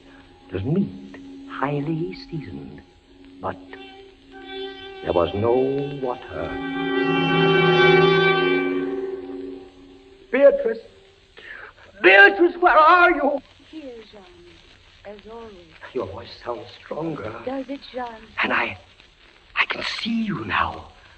I can see you as clearly as I saw you months ago. How I wish it were true. Your bonnet and the parasol you carried in summer, and the high-waisted blue dress. You are weaker, my dear, and more fevered. Have I been asleep? Yes, Jean. They must have been here while I slept. They bound me. Why? Stop those voices! Stop them! Mine too, Jean. I am not here either, you know. Don't drive me away. Beatrice, look. Where? At the ceiling of this room, 30, 40 feet up. What do you see? I see painted on the ceiling a figure of Father Time. Anything else? But Father Time carries no sign. No. He carries instead what looks like a gigantic pendulum from an ancient clock. About one thing, I swear I'm in my right senses. I saw that pendulum move. A painting cannot move. Yet I swear the pendulum did move. It swung a little back and forth, just like a real pendulum. Try not to trouble your brain. That pendulum is real. Beatrice, take care. Take care of what? You're not looking at the pendulum now. Take care of the rats from the pit. I see them. They're swarming out in dozens. You can see their eyes glitter. One of them ran across the hem of your dress. Did it, Sean? What did they want? They caught the scent of the meat in the dish beside you. But they'll not get it. Go away, you vermin! Move your hand above the plate, Jean. Move. Beatrice, where are you going? I can hardly hear you. You are sending me away, Jean. I sending you away? My poor loved one. You can't bear to see the rats running about my feet. Beatrice! Beatrice! Yes, it's true. In a cell swarming with vermin. There are others I had rather see here. I'd rather see. Did you call me Captain Dalbray? Then in spirit I am here. Who are you? Don't you recognize me? No, I do not. I am that second Inquisitor, Fra Antonio, whom you thought unfair at your trial. But we were not unfair. We administer the law, that is all. Go. I command you, go. Not until I have first told you what you already guessed. Which is? There are two forms of death for such as you. One, death with its direst physical torture. The other, death with its direst mental torture. And I have been condemned to the second? Your guess is good. Listen. Do you hear anything? Yes, I do. I hear something. Turn your eyes upwards. Yes. Look at the ceiling. The pendulum. Aye, the pendulum. It's descended. Only a foot or so as yet. As you notice, it is not really a pendulum. Its underside is a crescent. formed of razor-sharp steel. You mean? A ponderous weight, Captain Dalbray. Its movement is slow now, but soon it will take on momentum. It will swing wider and wider, 30 feet perhaps. Presently, as it swings, you will hear it hiss, and with each broad movement, it will creep a trifle lower. The steel is directly above me. Yes, above the region of your heart. Lie still and look up at it.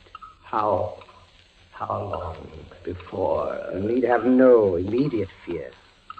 It will not be too soon. But how soon? Who can tell? In the name of pity, give me some answer. Hours, perhaps days. It's beginning to swing wider. I can't take my eyes from it. Its glitter fascinates you, eh? See how it shines in that wild light. And this is your utmost refinement in cruelty. The law, Captain Dalbray, is never cruel. And now, still in spirit, I leave you to your meditations. It will not be too soon. Minutes, hours, days.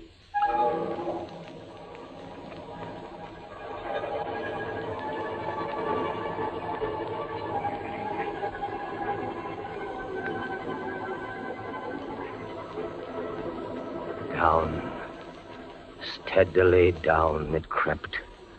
Days passed. It might have been many days before it swept so closely as to fan me with its morbid breath.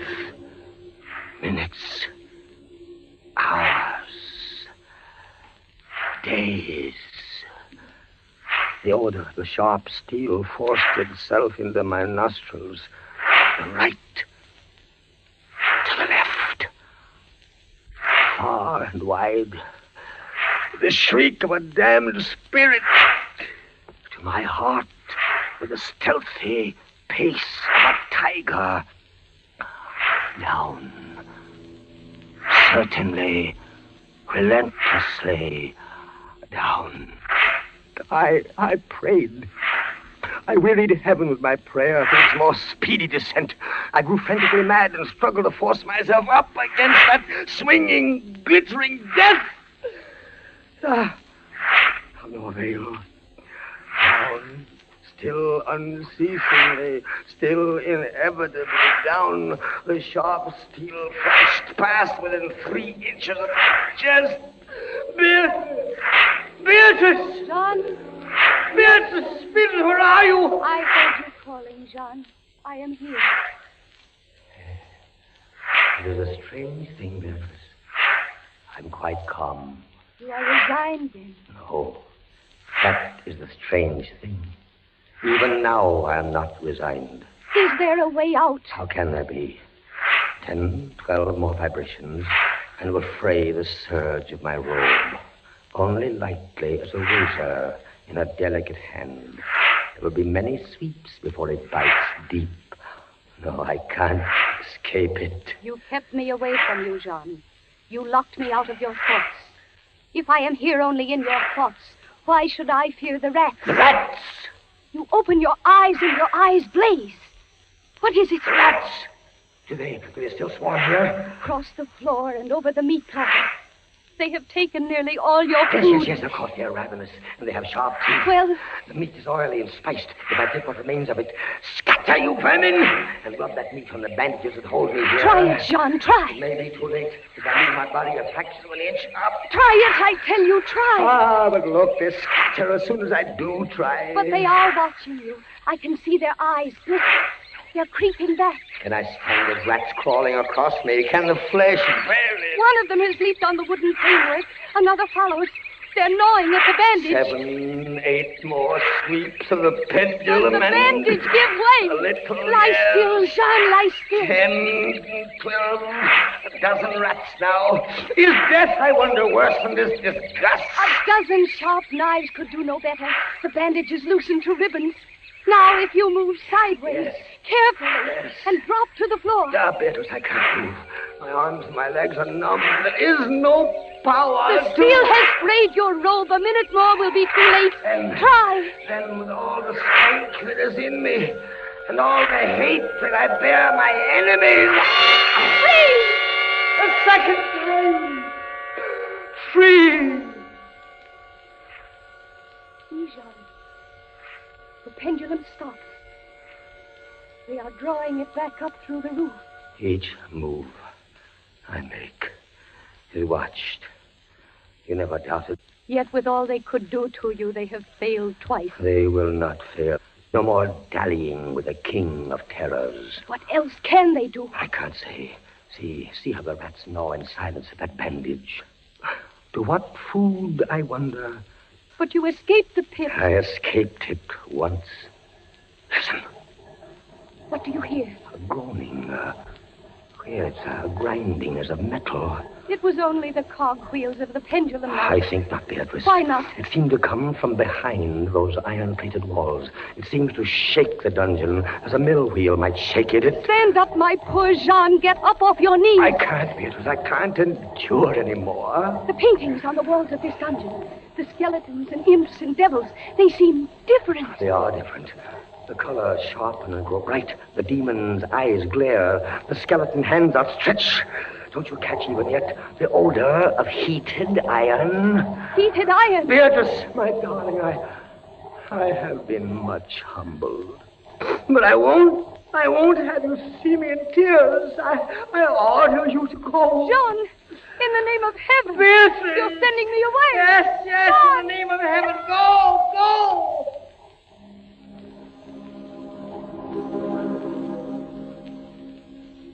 A suffocating heat pervaded the prison. A deeper glow settled in the painted eyes that glared at me. I could draw no breath of air into my lungs.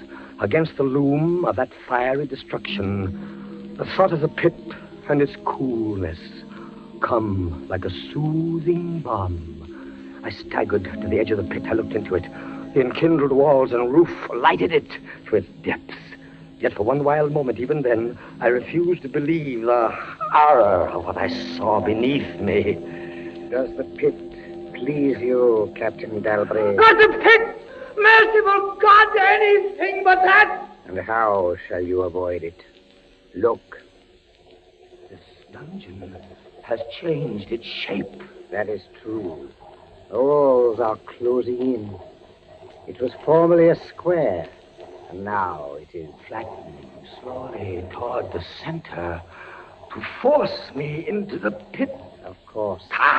It'll force you along with me. Again, apparently you must be told, Captain Dalbray, that you are speaking only to your own sick fancy. I am not here at all.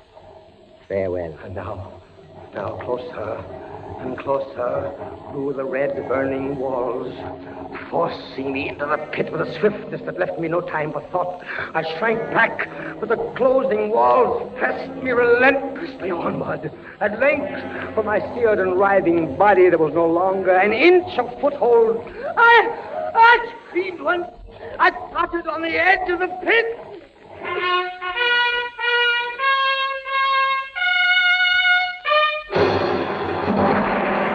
The walls rushed back. An outstretched arm caught my own as I was about to fall fainting into the abyss. It was that of General Lassalle. The French army had entered Toledo. The Inquisition was in the hands of its enemies. Vive la France!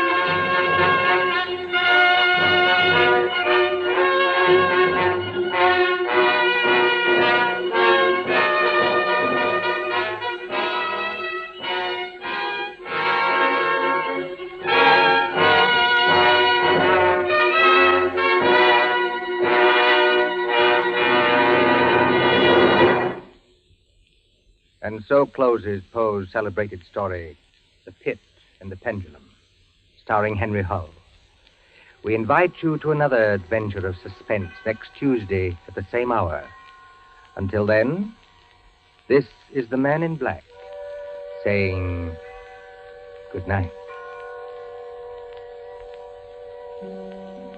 William Spear, the producer, John Dietz, the director, Bernard Herrmann, the composer-conductor, and John Dixon Carr, the author, are collaborators on Suspense.